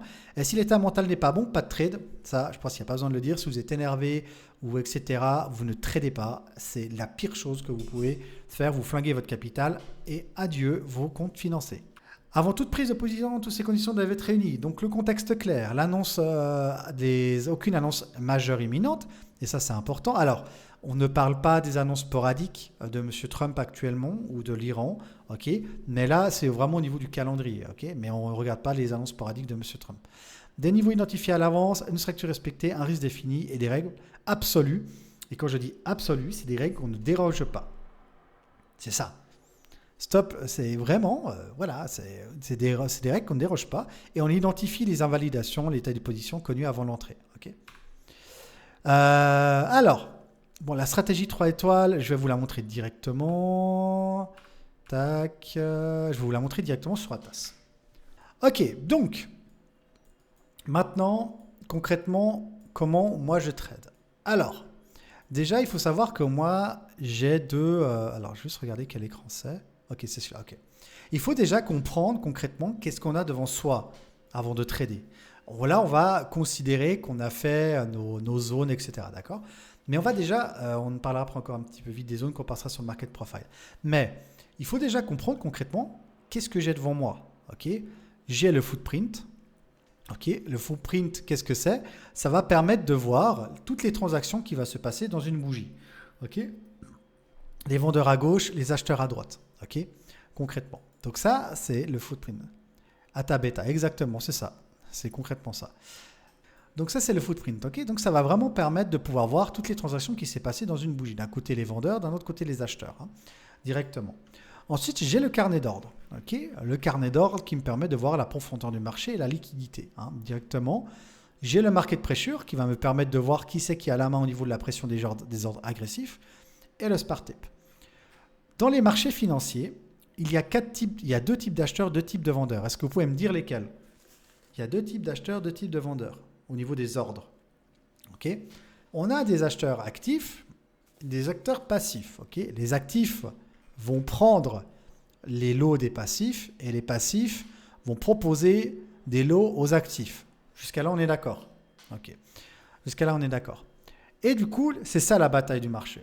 C'est ça la bataille du marché. Et ça, ce mot bataille du marché, je vous garantis, mais enregistrez-le. Parce que si vous comprenez ce qui se passe devant les marchés, je vous garantis que vous tradez mais beaucoup plus sereinement. Si vous tradez juste une stratégie parce que vous devez rentrer là, non. Par contre, si vous comprenez la bataille qui a lieu pendant votre trade et même avant de prendre la position, vous verrez, vous serez beaucoup plus performant. Okay, votre but en tant que tradeuse, ce n'est pas de prendre une position parce qu'on m'a dit de prendre une position. C'est de prendre une position parce que je comprends ce que le marché est en train de faire et comment il se bat. Okay, et ça, retenez-le bien. Retenez-le bien parce qu'on ne vous le dira jamais. Comprendre qu'est-ce qui se passe, pourquoi le marché se bat ici. Okay. Donc, ici, très simple, on a les ordres limites de vente, les ordres limites d'achat. Ils sont inversés par rapport au footprint, je pense que vous l'avez vu. Donc, on a les ordres limites de vente, limites d'achat. Et par rapport à ces ordres, on a des ordres qui sont accumulés. Typiquement, on a trois types de manipulation de marché qui peuvent se faire sur le carnet d'ordre. Un, le stacking pooling. 267, ça peut très bien être du stacking pooling. Donc, en quoi ça consiste? Les intervenants du marché vont stacker des lots au niveau, que ce soit à l'achat ou à la vente, sur un niveau qui est bien défini, normalement toujours des chiffres ronds, 7200 au hasard. Et donc, du coup, ceci va attirer le prix. Mais pourquoi ceci attire le prix? C'est parce que la smart money ont des règles. On a parlé avant entre le futur et le CFD. On a dit que le marché futur était régulé et le marché CFD ne l'était pas. Okay, et bien le marché futur, il a des règles et des règles pour les grosses entreprises. Les grosses entreprises ne peuvent pas prendre ou liquider des positions comme ils le veulent. Ils ne peuvent pas, par exemple, liquider 1000 positions sur un niveau. Ils sont obligés de répartir cette liquidation sur plusieurs niveaux de prix. Okay, par exemple, entre tous ce niveau de prix-là. Inversement, s'ils veulent prendre une position, ils doivent le prendre, mais ils ne peuvent pas le prendre en un coup. Ils sont obligés de le prendre sur un plus large étendue. Donc, maintenant, vous comprenez en quoi consiste le pooling et le stacking. Et bien, en fait, le pooling stacking est le but d'attirer le prix pour qu'ici, et ben là, on puisse liquider beaucoup plus de positions que juste de la délapider. Au lieu de la délapider sur plusieurs niveaux, on va prendre la position sur un niveau, ce qui est beaucoup plus rentable pour une entreprise. Okay, parce qu'au lieu de payer des commissions, ou juste mettre des risques ici, et on va pouvoir mettre plus de risques sans se faire repérer. Et c'est ça l'intérêt du pooling ou du stacking. Okay, c'est la même chose pour le spoofing. Okay, le spoofing consiste à accumuler énormément d'ordres à un endroit. Par exemple, on en a vu déjà des 1500, des 1400 ordres au même endroit, et que quand le marché va arriver à ce niveau-là, ils vont retirer les ordres, et en fait le marché il va percer. Mais il ne va pas percer parce qu'il veut acheter. Non, il va percer parce que l'ordre s'est retiré et du coup le mouvement était déjà initié et du coup il va percer, puis après il va très rapidement réintégrer directement. Donc ces trois manipulations on retient: spoofing, stacking, pooling. Ok. Ensuite, au niveau on a encore un dernier type d'ordre qui existe sur le carnet d'ordre. Ça s'appelle des ordres iceberg. Okay, c'est des ordres, comme le nom l'indique, iceberg, on ne le voit pas. C'est-à-dire, en fait, c'est des acteurs, la smart money, qui sur un niveau vont pas arrêter de recharger 3, 10, 15, 6, 8, 19 lots. En fait, et c'est ce qui crée justement, Grégoire, cet order block et ce retournement. Ok, mais on peut le voir au carnet d'ordre, mais on peut le voir aussi, le retournement, et on va le voir beaucoup plus. Par exemple, quand on va avoir un delta qui descend, on va parler après du delta, mais là, à ce moment-là, on va pouvoir comprendre pourquoi on a un retournement. Donc voilà, au niveau du carnet d'ordre, donc c'est tout simplement ça. Le market pressure, bon bah ça on en parlera après pendant la phase de trade. Et du coup, le smart tape, c'est un complément au carnet d'ordre. Les carnets d'ordre, vous en avez plusieurs. Soit vous avez directement les frappes, soit vous avez juste comme moi, juste les lots qui sont mis. Moi, j'utilise le smart tape parce que le smart tape va ce qu'on appelle de la c'est de voir la microscopie du marché. Ça vous permet en fait de voir vraiment les ordres qui sont passés à quelle heure et à quel niveau. Et typiquement, que vous avez des ordres de 12, de 17, de 23, et ben vous savez que typiquement, si vous avez toujours des ordres de 17, de 12 et de 23 à la vente, ben on est en train de faire une phase d'accumulation. Hein. Vous voyez comme le prix l'a tiré. C'est ce que je vous disais. Hein. Donc on va être sur une phase d'accumulation. Directement. Donc on accumule des ordres, etc. Et ça peut aussi vous montrer l'endroit où on a justement ces ordres blocs. Ça vous permet de dire, ok, bah là c'est bizarre, on a beaucoup d'acheteurs, mais par contre on a aussi beaucoup de vendeurs. Ok, on est sur une zone de order block. Bah, typiquement, la VH, c'est une grande possibilité. 33, 40, 10, on les voit, les vendeurs, hein, où ils se positionnent hein, directement. Ensuite, le delta. C'est le delta justement qui va nous permettre de dire si on arrive sur une phase de retournement ou pas. Ok. Comment est calculé le delta? Le delta, il est calculé sur les ordres agressifs. Okay. Plus on a d'ordres agressifs acheteurs, plus on a un delta acheteur qui est haussier. Plus on a un delta négatif, plus on a des vendeurs agressifs. Okay. C'est la force du mouvement, concrètement. Le delta est la force du mouvement. Donc quand par exemple, j'associe le volume à un delta, ok. Bah, typiquement, si j'ai un volume de 17 322 avec un delta de 2556, ça veut dire que là, j'avais beaucoup d'acheteurs agressifs. Okay, et là, j'avais beaucoup d'acheteurs. Les acheteurs ont voulu vraiment pousser le prix. Et là, inversement, si ici j'ai un volume de 8408 avec un gros delta de 980, c'est que là, j'avais plus de vendeurs agressifs, etc. Okay. Maintenant, ce delta va vous permettre de pouvoir détecter deux choses. 1, l'essoufflement. 2, le retournement. On va commencer par l'essoufflement.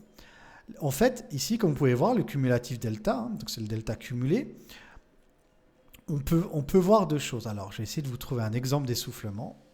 Tac, tac. Voilà, essoufflement. Un exemple d'essoufflement. Un exemple d'essoufflement, peut-être là je l'ai mis. Ouais, là c'est mieux. Voilà, là typiquement sur un souffle de marché, c'est parfait.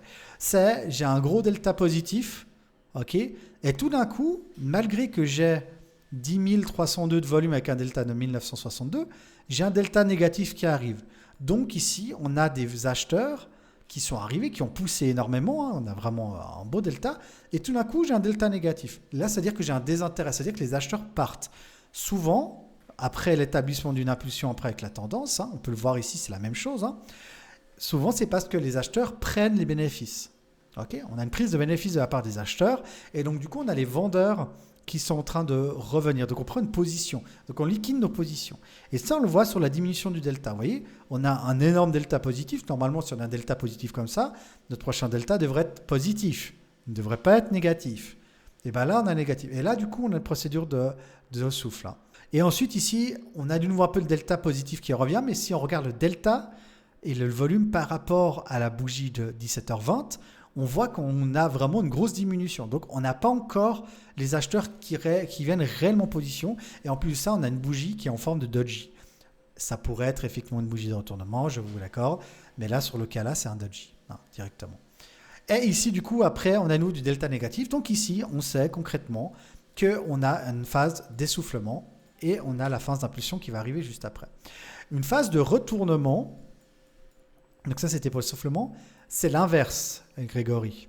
Enfin, c'est l'inverse, excuse-moi. C'est différent. Ça veut dire qu'on a un monstre delta. J'essaierai de te trouver un meilleur. Est-ce que j'ai un meilleur? Ouais, j'ai un meilleur ici. Ok. Phase d'un retournement, c'est qu'on est venu travailler un niveau. Alors, peut-être que là, avant, il y avait un niveau autre. Je ne pourrais pas vous dire à cette heure-là. Ok. Mais typiquement, voilà. En fait, une phase de retournement, c'est ça.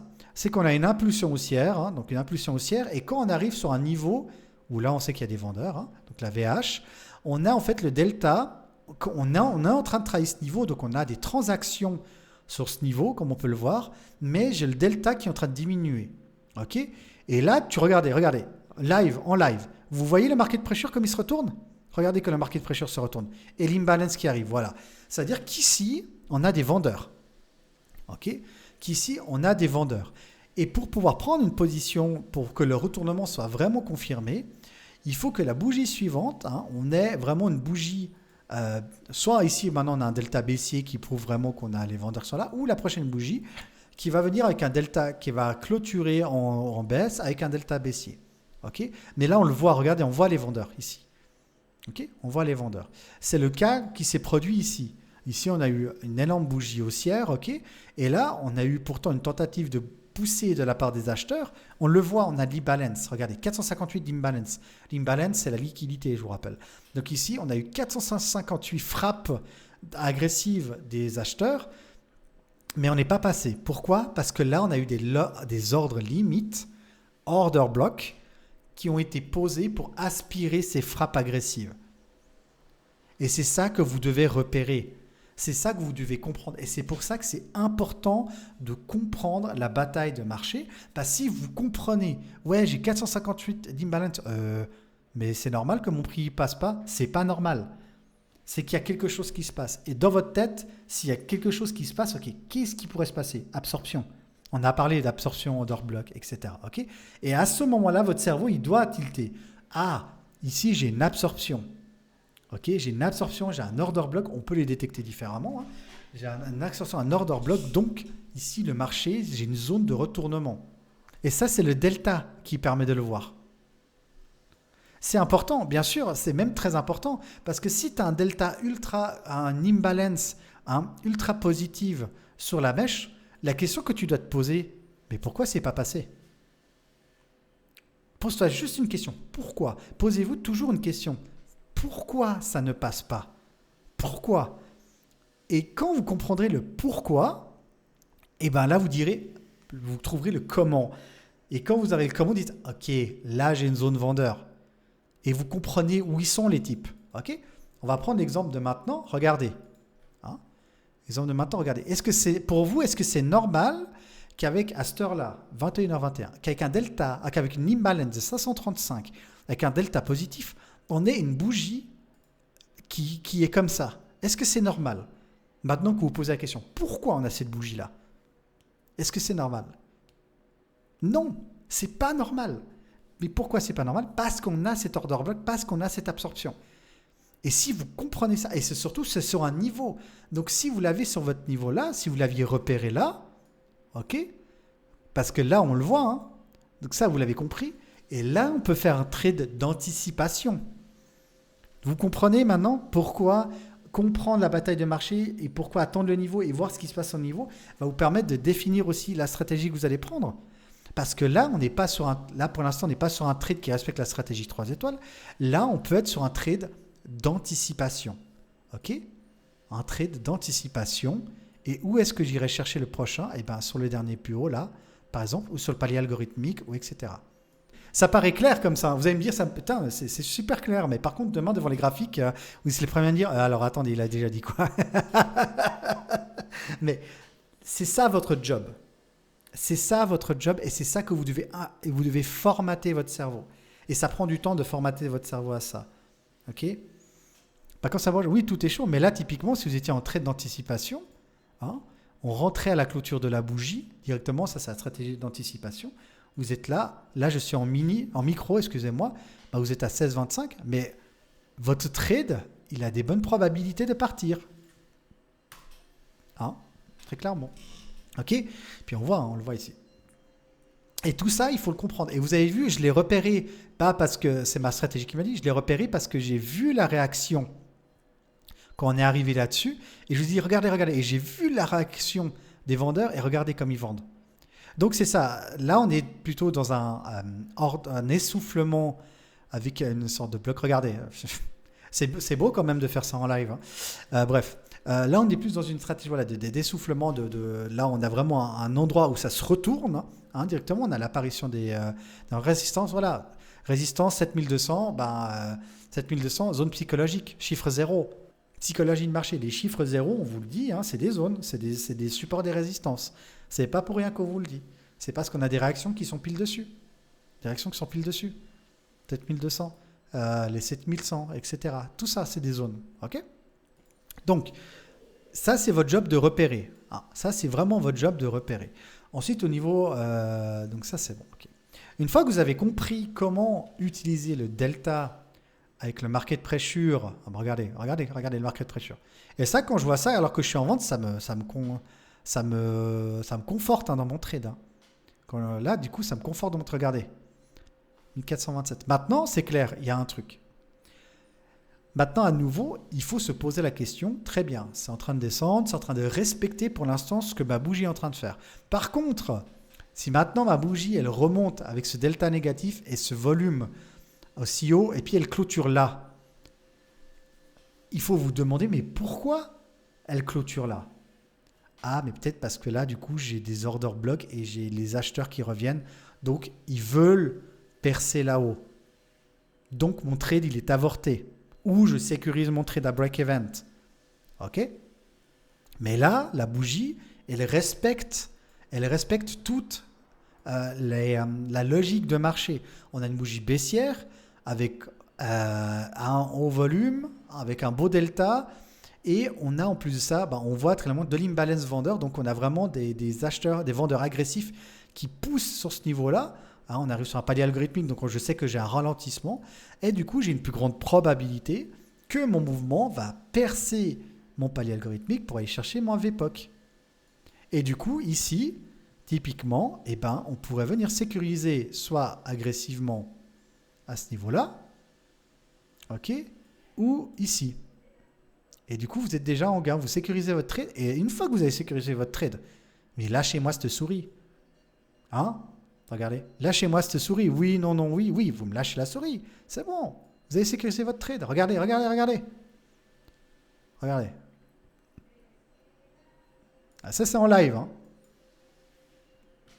Je peux vous faire la même dans le ES. Le ES, on a les mêmes informations. Regardez. On a même des informations plus précises. Imaginons, on aurait pris notre trade. Là, imaginons ici, comme on l'a dit. Là, on est déjà à 312. 375 de gain. Merci, basta, au revoir, avec un lot. Vous voyez pourquoi c'est important de comprendre, d'attendre quand ça arrive sur vos zones, etc. Bref, je ne vais pas vous le répéter éternellement. Ensuite, donc ça, c'est mon écran principal que j'utilise, etc. Les paliers algorithmiques. Alors, les paliers algorithmiques, c'est quoi? Pour ceux qui ne savent pas, c'est des paliers où les robots des banques ont tendance à prendre position. OK? Ils ont tendance à prendre position. Ça veut dire concrètement qu'en fait, les robots, ils sont programmés pour faire des choses à des conditions, etc. bien précises. Tu aurais voulu le faire en express, magnifique, t'as vu ça? C'est clair. Pour moi d'ailleurs, je pense aller chercher le range là-bas en bas. Bref. Du coup, c'est les robots en fait des institutions qui vont s'enclencher à ces niveaux-là. Les paliers algorithmiques, ils sont calculés, ça vient de Laurent Segmani. C'est calculé sur la base du point pivot par rapport au nombre de ticks que fait principalement le S&P 500. Okay. Donc, du coup, ce sont des niveaux où le marché va réagir. Là, typiquement, vous avez vu, on a eu 900 de ventes. Le marché, il arrive sur le palier algorithmique, 900 de ventes, le marché il a réagi. Là, on peut voir aussi que le marché, regardez, là, on a eu 2584 de ventes, ça n'a pas bougé, on est sur le palier algorithmique. Parce que là, les hautes fréquences ont dû recharger à l'achat, etc., etc. Donc ça, c'est les paliers algorithmiques. Il faut retenir les paliers algorithmiques. Ce sont des paliers où les robots de trading peuvent intervenir, etc. directement. Et donc, du coup, plus on a, par exemple, palier algorithmique avec un niveau, typiquement, plus on a de probabilité que, justement, le marché, il se retourne, il y ait des réactions au niveau du marché. Voilà. Ensuite, le market profile. Alors, deux choses dans le market profile. Le market profile, comme il vous l'indique, c'est le profil du marché basé sur des bougies de 30 minutes. Okay, c'est la distribution du volume du marché. Okay, ça va vous permettre de voir concrètement où les volumes se sont distribués sur les sessions précédentes, les sessions actuelles, etc. Plus il y a des volumes, plus il y a des zones d'intérêt. C'est logique. Okay, les zones de gros volume, comme celle-ci, par exemple, on appelle ça des HVN, okay, des high volume. Des hauts volumes, des zones de vos gros volumes, ok, et sur des creux de volume, comme ça, on appelle ça des LVN, des low volume area, ok, des zones de bas volume, ok, où il y a du gros volume, ça va sûrement être une résistance ou un support, et où on a eu de bas volume, soit on va le percer directement, ou si on fait du volume, devient une zone de résistance et support, ok, directement. On a souvent beaucoup de réactions sur la zone des faibles volumes parce que c'est là où il y a une faible cotation, donc on n'a pas vraiment eu une vraie décision du prix. Ok. Et au niveau du market profile, vous avez ce qu'on appelle des zones de single, ok, les zones de single print, qui est typiquement cette zone-là. On a des zones de single print, ok, c'est des zones en fait où le marché a percé et n'a pas fait beaucoup de volume. Ok. Donc souvent, quand on intègre de nouveau une zone de single print, ok, on a le prix qui va partir très vite jusqu'à la prochaine zone de volume. Ok, ce qui est le cas ici, typiquement. Inversement, la même chose pour la tendance haussière, directement. Ensuite, dans ce market profile, il existe des formes de market profile, le B, le P, le V, le B1. Moi, je ne sais pas ce que je vais vous apprendre. Je ne les utilise pas, ce n'est pas mon dada. D'accord? Ce n'est pas ce que je vais vous apprendre. Par contre, il y a ce qu'on appelle la value area. Okay? Qu'est-ce que c'est la value area? C'est la zone de valeur du marché. Okay? Ça veut dire qu'elle se situe entre la VAH, hop là, la VH, la VPOC et la VAL. Okay? Je répète, VAH, VPOC, VAL. Ça, c'est la value area. Donc, avant que le marché ouvre, donc avant 15h30, on va souvent regarder la value area, l'initial balance. L'initial balance, on parlera après. Donc, si par exemple, j'ai une value area donc, qui ouvre dans la même value area de clôture de la veille, ça veut dire qu'on a accepté cette zone de valeur. D'accord? Et si par exemple, j'ai ma value area qui ouvre en dessus de la value area de la veille, donc par exemple, elle ouvre ici, et que mon autre value area elle est là, là, on est en T1. Ça veut dire qu'on a un marché qui est plutôt haussier. D'accord? Mais, s'il vous plaît, qui dit « Ah, il y a un truc qui n'est pas normal, on est sur un marché qui est plutôt haussier », qu'est-ce qu'on va vérifier? Le RSI. Est-ce que je suis en surachat, en survente? Et si en l'occurrence, ici vous êtes en surachat, attention, possibilité de retracement. Et si par contre vous êtes dans le RSI normal, par exemple, je donne un exemple, eh ben, vous savez que c'est une zone de prix qui est acceptée avec la zone de valeur. Donc le prix et la valeur sont corrélés directement. Et donc du coup, on a une plus grande possibilité qu'on parte à l'achat. Vous voyez pourquoi c'est important de connaître ces indicateurs? Parce que ça vous permet déjà de situer, ok, bah là je vais plutôt avoir une tendance haussière. Ok, etc. Bien sûr, on doit de la microéconomie, mais typiquement, on pourrait se dire, bah tiens, je suis sur le haut, mon prix est en train d'évoluer vers le haut, à l'annonce économique, on va avoir une annonce qui va faire retracer, et ma zone de résistance, de support, elle va être là. Je vais voir ce qui va se passer là. Bref. La même chose pour ce qui est le bas. Ici, on ouvre en T1-1, donc en T-1, donc en négatif, donc on a plus une chance que le prix parte. Et la T3, la T2, excusez-moi, T2, T3, c'est quand on va vraiment ouvrir sous le TPO-VAL, voire vraiment traverser la value area. Parce que, excusez-moi, ce sera ici. Donc là, on est en moins T1, la type comme TPO-VAL, et puis là, du coup, on serait vers la T2, T3, ici. Ensuite, concernant le TPO, etc. Les TPO...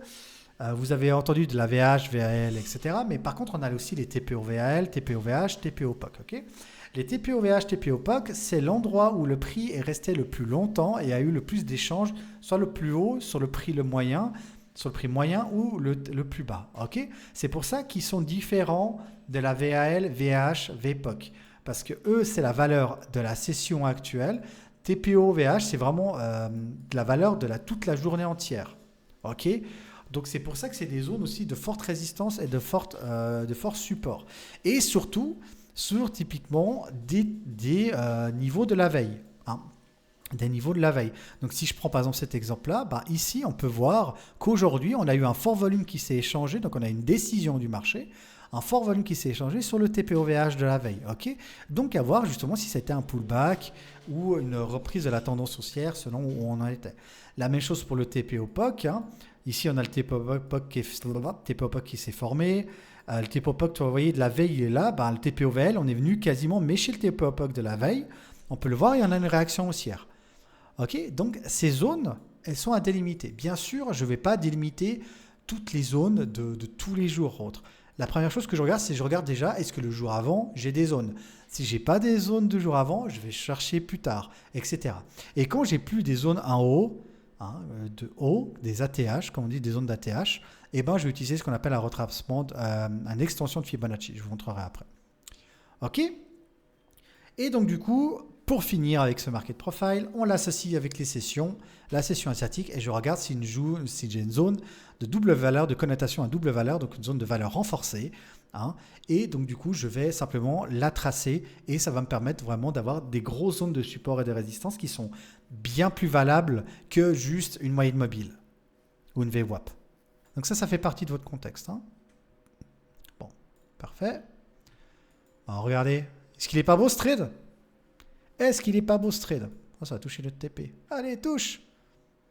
Bourra. Bon, voilà, TP touché. Bon, du coup, qu'est-ce qu'on a encore? Ici, on est sur un graphique 3 minutes. Ok, le graphique 3 minutes, ok, il va me servir concrètement à pouvoir tout simplement avoir mon suivi de trade.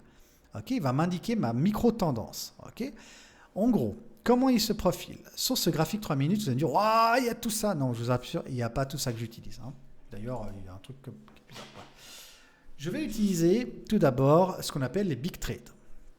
L'indicateur big trade. L'indicateur big trade, c'est ça. Okay, ça veut dire concrètement que quand il y a un grand achat ou quand un grand achat agressif sur un lot limite de vente, et inversement, il va me l'indiquer. Concrètement, c'est-à-dire qu'on a une liquidation de position, hein, de liquidation de beaucoup de lots. Ça peut être une liquidation vendeuse ou acheteuse, ça peut être une sorte de retournement, etc. Bref, vous voyez là, on l'a, le big trade. Hein. OK, donc ça peut être ça, le big trade. Moi, ça me permet simplement de pouvoir confirmer que typiquement là, vous voyez, on a eu énormément de lots de vente qui ont été mis à la vente et du coup, on n'est pas passé. Donc, on a effectivement une zone vraiment de résistance qui est là. Et là, on est chercher la liquidité des vendeurs. Bref. Ensuite, donc ça, c'est vraiment à retenir. Typiquement, un big trade, c'est très utile. Si d'un coup, il perce une zone de plus haut de résistance,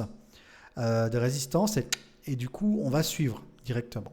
Okay, parce que ça veut dire qu'on a vraiment un engagement de la part des acheteurs sur des lots qui ont été mis et donc du coup, on va pouvoir le suivre. Ensuite, la deuxième chose qui me permet, qui est sur ce graphique, c'est les absorptions. Ici, vous avez un trait orange, ça vous montre qu'il y a une absorption à ce niveau-là. Ici, on a des traits bleus, c'est les absorptions acheteuses et la vendeuse. Okay, typiquement, voilà, on va prendre cet exemple-là. Ici, on avait justement la prise de position sur les 7200. Voilà, peut-être sur ce coup-là, ça pourrait peut-être t'aider, peut-être te donner une plus grande vision pourquoi elle aurait été aussi possible avec plusieurs confirmations, Cyril. C'est que là, avec cet indicateur d'absorption, ça va m'indiquer que là, effectivement, j'ai des vendeurs qui absorbent. Si ça me dit que ça absorbe, dans ce cas, ok, si j'ai une zone d'absorption, quand ça vient dessus, je veux effectivement qu'il y ait un épuisement, un essoufflement ou une zone de retournement, Grégory. Tu vois, mais tant que j'ai pas ma confirmation sur ma bougie signal, je prends pas le trade évidemment. Mais par contre, si je le vois au delta et je le vois très clairement que ici mes acheteurs sont en train de se faire absorber ou un essoufflement, je peux prendre sur la zone d'absorption. Typiquement avec un SL assez serré directement. Idéalement, c'est que on prenne sur la VH parce que c'est la zone de résistance. Très clairement le trade. Maintenant, on peut très bien le prendre là, puis on accepte la perte jusqu'à la dernière mèche qui a été là. Okay, mais voilà. On le voit aussi au niveau du delta, typiquement qu'on a un écrasement du delta haussier sur cette zone d'absorption. Et puis qu'on a un delta baissier qui arrive, et donc du coup on a une prise de position qui peut être prise directement. Ok, c'est absorption de barre. Ici, absorption de barre ici, si jamais Cyril se ratasse. Donc ça, c'est un indicateur qui est vraiment très bon, que je peux vraiment que vous conseiller. Okay, ensuite, il y a encore des choses sur ce graphique. Okay, il y a effectivement les moyennes mobiles. Vous allez dire, ouais, mais attends, Guillaume, avant, tu as dit les moyennes mobiles, ça ne sert à rien. Oui, mais là, ce n'est pas des moyennes mobiles normales. C'est des SMA. Okay, mais c'est des moyennes mobiles exponentielles. Voilà, exponentielles. Excusez-moi. Donc, elles sont calculées différemment. J'en ai deux. J'en ai une EMA, excusez-moi. Oh là là. Une EMA à 21, une EMA à 8 et celle que j'appelle la TMA, mais c'est une EMA à 51. Okay, celle-ci va m'indiquer si je suis dans le bon sens du trade ou dans le bon sens de ma tendance. Okay, si elles sont plates, comme elles sont en train de le montrer maintenant, c'est-à-dire que je suis en phase de range. On le voit, là elles sont plates. Il y a des moments où il y a des tendances, mais principalement c'est que je suis en phase de range. Okay, donc typiquement, quand j'ai pris mon trade là, Ok. Mon premier objectif, c'est de voir qu'est-ce qui se passe quand mon prix va venir toucher en 3 minutes ma EMA 8. Ok. Est-ce que j'ai une résistance? J'ai pas de résistance, etc. Si j'ai une résistance, je peux venir peut-être sécuriser mon trade. Ok. Ou en l'occurrence, non, c'est la première bougie, je laisse passer mon trade. Ça, c'est à vous de décider. La deuxième, c'est je vois, cette bougie a percé la EMA 8. Donc la EMA 8 va devenir une résistance. Le nouveau principe, support, résistance, résistance, support. Ok. Je vois que la bougie revient tester la EMA 8. Ok. Cette bougie perce la EMA 21. Ok.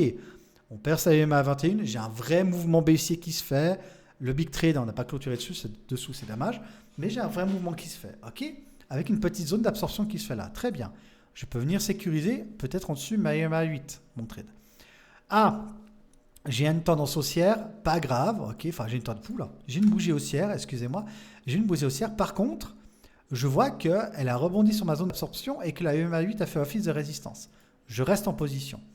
J'ai cette bougie qui me fait un peu peur, ou ça me fait un peu claquer des fesses, mais la EMA 8 reste toujours une résistance et surtout je vois un delta qui est en train de se baisser, donc des acheteurs agressifs qui partent du marché.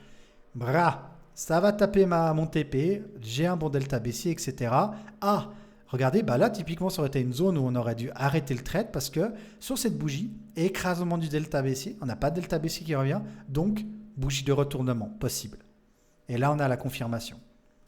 Donc ça sert à ça. Ça, là, le 3 minutes, je vais l'utiliser pour suivre mon trade. Et typiquement, si je suis à contre-tendance ou autre, suivre mon trade, lire qu'est-ce qui se passe dans mon trade concrètement et pouvoir, avec le market pressure, etc., faire le suivi et puis de pouvoir en fait simplement interpréter le marché. Pourquoi aussi du 3 minutes? C'est parce que la bougie de 3 minutes, je vous mets en multi. La bougie en 3 minutes, quand elle va former la bougie de 5 minutes, le début de la bougie de 5 minutes, vous avez 3 minutes de cette bougie dans la 5 minutes. Donc vous avez plus du 50% de votre bougie de 5 minutes qui peut justement vous dire, dans le plus de 50% de ma bougie de 5 minutes, je pars. Après, comme je vous ai dit, il faut vraiment utiliser des indicateurs que vous connaissez et puis que vous maîtrisez. Ça, c'est vraiment le plus important. Pourquoi 8, 21 et 51? C'est parce que la 8, on utilise souvent en moyenne mobile, entre guillemets, on utilise souvent 9 en moyenne mobile, mais typiquement sur les Shimoku, je crois que c'est 8 aussi, si je ne me trompe pas, c'est 8 ou 9, un des deux. On utilise le numéro 8, il faudrait que je regarde, c'est Laurent qui l'a donné, et ça, j'ai pas vraiment regardé, mais c'est principalement pour lisser le prix. C'est principalement dans un but de lissage de prix. La 21, c'est dans le but de donner l'espace et le souffle du marché avec une unité de 21, parce que ça te crée une sorte de nuage, au mieux, comme on peut le voir. Et ça te permet d'être un indicateur qui dit, OK, si ce nuage est percé, entre guillemets, cette zone est percée, on a un essoufflement du marché en risque, on a une possibilité de retournement de tendance. Et la 51, c'est vraiment la moyenne mobile, enfin exponentielle, qui est utilisée pour, typiquement, c'est les percées, c'est qu'on est sur un retournement de tendance. Maintenant, pour confirmer le retournement de tendance, il faut que la TMA, enfin la EMA 51 soit percée et que la EMA 8 et la EMA 21 reviennent, en fait, créer en fait ces supports de tendance directement. Après, il faudrait vraiment que je relise exactement. Attendez. Alors en fait, c'est une question de momentum. Ok. C'est en fait une question de momentum. Donc, ce couloir technique est constitué de deux moyennes mobiles exponentielles, le MA8 et le MA21. Combinées, elles forment une zone de convergence dynamique représentant l'équilibre court terme entre acheteurs et vendeurs. Ce nuage agit comme un canal d'impulsion lorsqu'il est orienté et respecté. Il signale une tendance active. Lorsqu'il est traversé ou compressé, il sujet à une perte de momentum. Donc c'est plus une question de momentum. Utilisation principale, orientation de la tendance à court terme. Si le MA8 est au-dessus de le MA21 et que les deux moments dynamiques haussières, si le MA8 est en dessous, ça c'est ce qu'on a vu, MA8, MA21. Zone de remous, de rejet, les prix qui reviennent dans le nuage peuvent mieux répartir, état classique, signal d'essoufflement ou bascule. Lorsque le prix entre dans le nuage et que la EMA s'aplatisse, la tension se relâche. Un croissement 8 passe sous 21 peut signaler un retournement. Ensuite, la moyenne pivot, la EMA 50, du coup vous voyez c'est 55, excusez-moi. La 55 est une moyenne intermédiaire plus stable et plus lente, elle capte la structure de fond de la tendance sans être trop éloignée de l'action. Son rôle principal est que tant que le prix reste en dessus de la EMA 55, la tendance est dominante, elle reste haussière. Et s'il est en dessous, elle est baissière. C'est aussi une zone de support et de résistance dynamique. La 55 agit souvent comme une rampe dans le marché impulsif ou un mur dans les phases correctives. C'est un point de décision pour la poursuite de l'un ou l'invalidation. Lorsque le prix casse la 55 avec force, ça signale une possible transition vers une nouvelle dynamique. Okay. Donc la MA8 et MA21, c'est vraiment une question de momentum et sauf erreur aussi dans le cas de momentum pour lui directement. Voilà. Ok, on va continuer. Ensuite, par rapport à ces moyennes mobiles, j'ai aussi ce qu'on appelle des exhaustion bars. Ok, c'est ces barres, c'est ces carrés rouges avec ces carrés roses avec le carré rouge que vous voyez à l'intérieur et carré vert avec le carré bleu à l'intérieur. Ça va m'indiquer un momentum aussi. Ça va m'indiquer qu'ici, on a plus de demandes de vente que d'acheteurs agressifs qui veulent les combler. Okay. Donc, concrètement, ici, on a les vendeurs qui mettent des lots, qui chargent des lots, qui chargent des lots, qui chargent des lots, qui chargent des lots. On a des acheteurs agressifs, mais en fait, le système il va pouvoir calculer qu'ici, on a une diminution de l'intérêt des acheteurs. Okay. Ça indique souvent un retournement. Okay. Alors, bien sûr, il ne faut pas le prendre n'importe où. Moi, je l'utilise principalement quand ça va sur des zones de VH, etc. C'est le exhaustion bar, ici. Exhaustion bar. Okay. Et on le voit, alors attention, il faut faire attention à l'utilise. Moi, je l'utilise souvent quand, par exemple, j'arrive sur des zones de support ou de résistance. Okay. Et en 3 minutes seulement. Ça va m'indiquer typiquement, imaginons, j'ai une bougie de 3 minutes, j'ai une bougie de 5 minutes qui se forme. Et ma première bougie de 3 minutes sur une zone de support, imaginons celle-là, enfin de résistance, excusez-moi, sur celle-là, j'ai une exhaustion bar qui reste à la fin de ma bougie de 3 minutes qui apparaît. Et ben, je sais que ici j'ai un désintérêt des acheteurs et donc du coup j'ai une possibilité de prendre une vente. Ok, soit sur la prochaine bougie de 3 minutes ou soit je vais attendre la prochaine bougie de 5 minutes. Ok, ça va dépendre du momentum du marché. Je peux confirmer cette exhaustion bar avec effectivement l'apparition de delta baissier. Ok, ou sur une zone d'absorption. La même chose pour une prise de tendance haussière. Exhaustion de barre ici, qui apparaît avec un big trend plus ça, on a un delta positif, donc ici, on a un intérêt des acheteurs et on pourrait aller chercher un achat. Okay. Le mieux, ce serait sur une zone d'absorption, ou etc. Typiquement, je l'ai beaucoup utilisé dans un marché volatile. Exactement. Sur des supports des résistances, sur des zones de valeur. Exactement. Moi, j'utilise beaucoup dans un marché volatile. Typiquement, à 15h30, moi, souvent, pendant la session de 15h30, on a beaucoup des fois des exhaustions de barres qui apparaissent. Typiquement là, on le voit, on a une exhaustion de barre sur cette bougie baissière. Donc, je sais qu'ici, avec cette exhaustion de barre, tant qu'elle n'est pas comblée, j'ai des acheteurs. Un peu comme Grégory, comme on avait parlé des order blocks, etc., EVG, blablabla. Blablabla. Okay. Mais ça me confirme qu'ici, j'ai beaucoup plus d'intérêt d'achat que de vente. On a un affaiblissement de la proposition vendeuse, on a beaucoup plus d'acheteurs qui demandent. Okay. Donc ici, je sais que j'ai des acheteurs. Et donc, ça veut dire que quand on va revenir ici, que j'ai encore une exhaustion de barre, par exemple, pour 3 minutes, j'ai une possibilité d'achat, et typiquement, ma possibilité d'achat ici aurait été sur un palier algorithmique avec, du coup, ici, le delta haussier. Peut-être qu'il y avait un autre niveau là. Je ne sais pas à cette heure-là s'il y avait un niveau, etc. Je ne pourrais pas vous dire. TPO, etc. Je ne sais pas. OK. Donc ça me permet de voir ça. Exhaustion bar. Okay. C'est pour ça qu'il est important de comprendre vos indicateurs. Ce que je suis en train de vous montrer là, voilà. Je vous les montre parce que je les connais.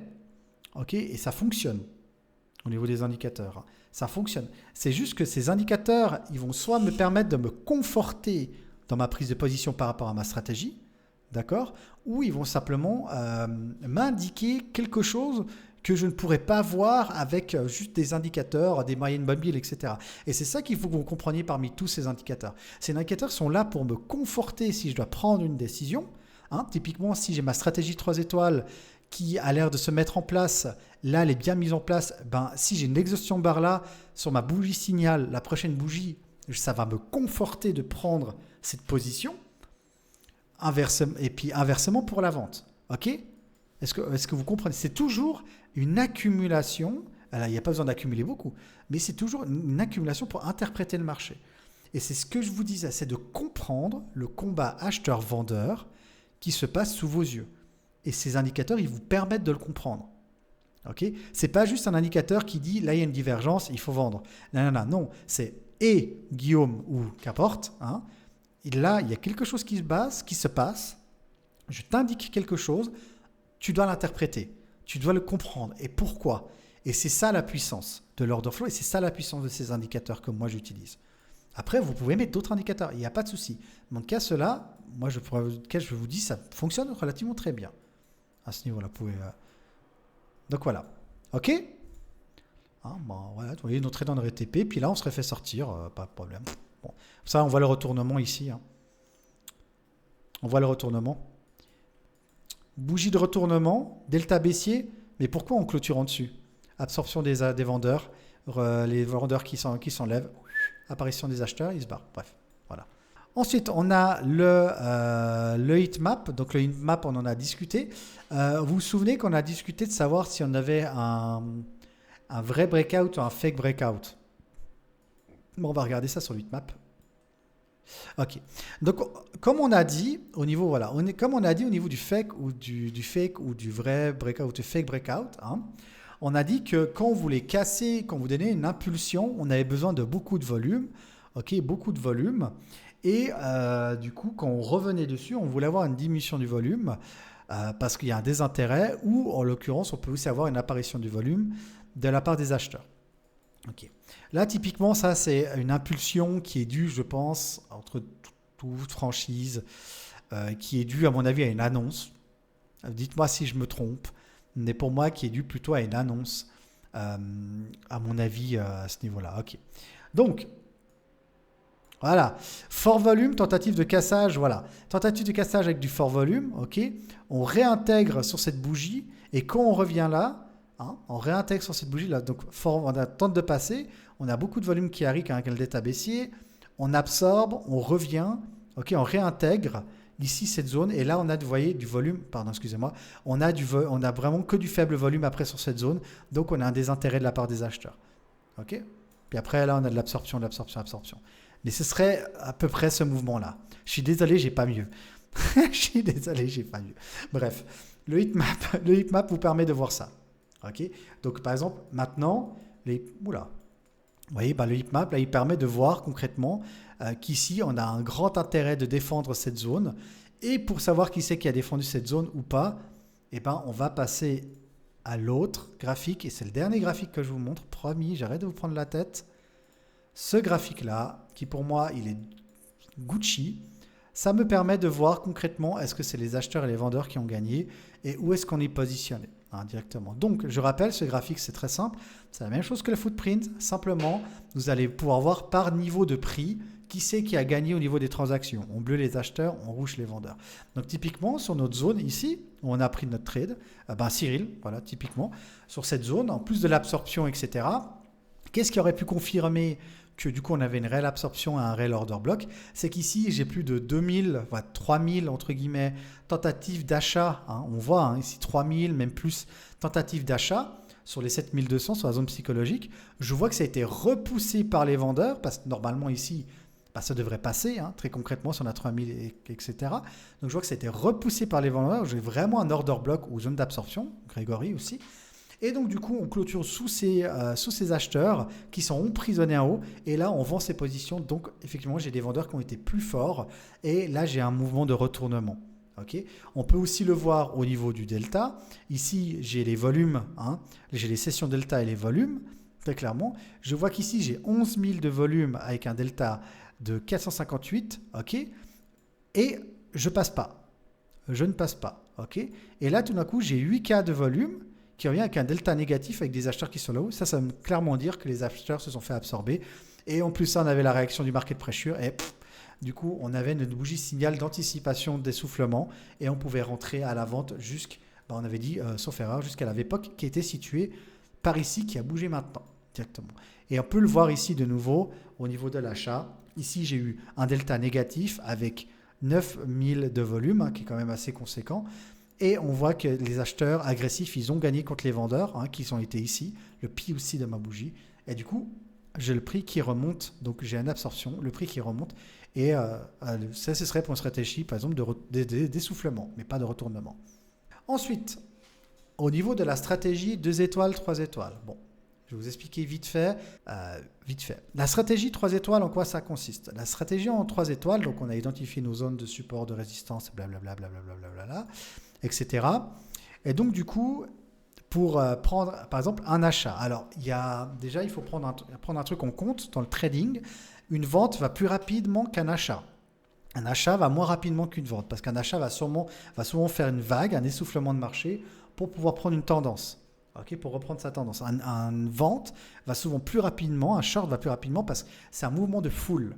Okay, c'est un mouvement de foule et donc la vente va beaucoup plus vite dans vos TP directement. Bref.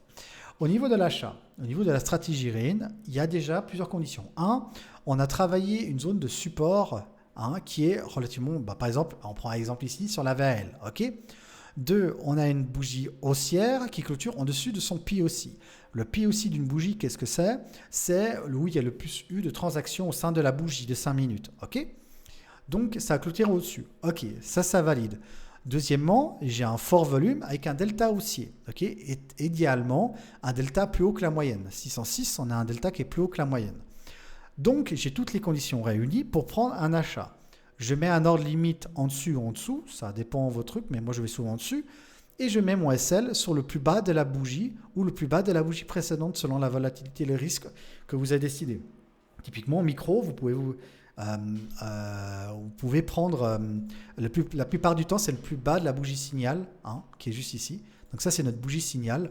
Et donc du coup, si par exemple le marché il passe ce plus bas, votre stratégie est annulée, votre trade il est sorti. Ok ?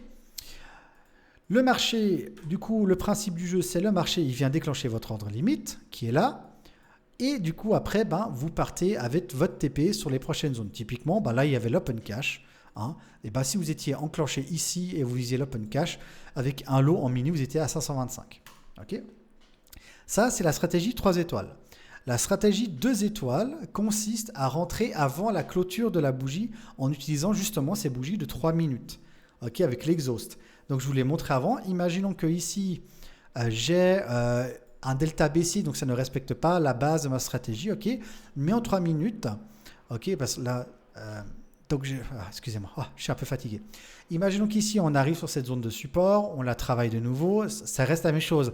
La prise de position se refait sur des zones de valeur de support. Ok, donc la bougie, elle arrive dessus. En 3 minutes, je vois que j'ai le delta qui est en train de s'inverser. Attendez. Voilà. Donc, ici, j'arrive à 16h30. Là, je suis à 16h30. Ok. Je vois à 16h30 que du coup, ici, j'ai une exhaust. L'exemple, il est parfait, quasiment. Ici, donc, là, c'est une stratégie d'anticipation. D'accord ? C'est plus une stratégie de retournement. Je vois que j'ai une exhaust acheteuse. Ok. Que j'ai, par contre, encore du delta baissier. Mais je vois que j'ai une exhaust acheteuse. Donc, que j'ai ici des acheteurs qui ont envie, un big trade plutôt. C'est un big trade ou une exhaust? Et un big trade. Je vois que j'ai un big trade ici, donc ici que j'ai des acheteurs qui sont potentiellement ici. Donc ça, c'est ma bougie de 16h30. Et ensuite, dans ma bougie de 16h35, donc les 3 minutes, ça, c'est la bougie des 3 minutes de celle-là. Ok, une partie de la bougie de 16h30 et 35. Je vois une zone d'absorption qui se forme directement et gentiment l'apparition, je vois cette bougie d'absorption qui se fait et qui clôture en dessus du mon EMA 8 et EMA 21 et qui va évidemment rebondir sur mes WAP. Mais ça, voilà. Donc, je sais qu'ici, j'ai un mouvement haussier qui est en train de s'établir parce qu'on a perçu justement cette EMA 8.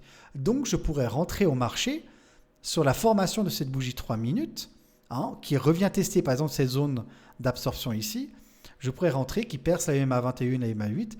Je pourrais rentrer au marché et donc du coup partir après plus rapidement qu'en attendant la stratégie 3 étoiles, partir avec le trade directement. Ça, ce serait de l'anticipation, par exemple. Typiquement, il y a aussi la VWAP, etc. et autres. Et voilà quelles sont mes deux stratégies concrètement au niveau de mes marchés. Bien sûr, il faudra encore passer plus de temps pour vous la montrer. Mais bon, vous l'avez eu en live ici. Sur ce trade-là, vous l'avez eu en live, la stratégie 2 étoiles. Voilà. Merci beaucoup à vous toutes et à tous.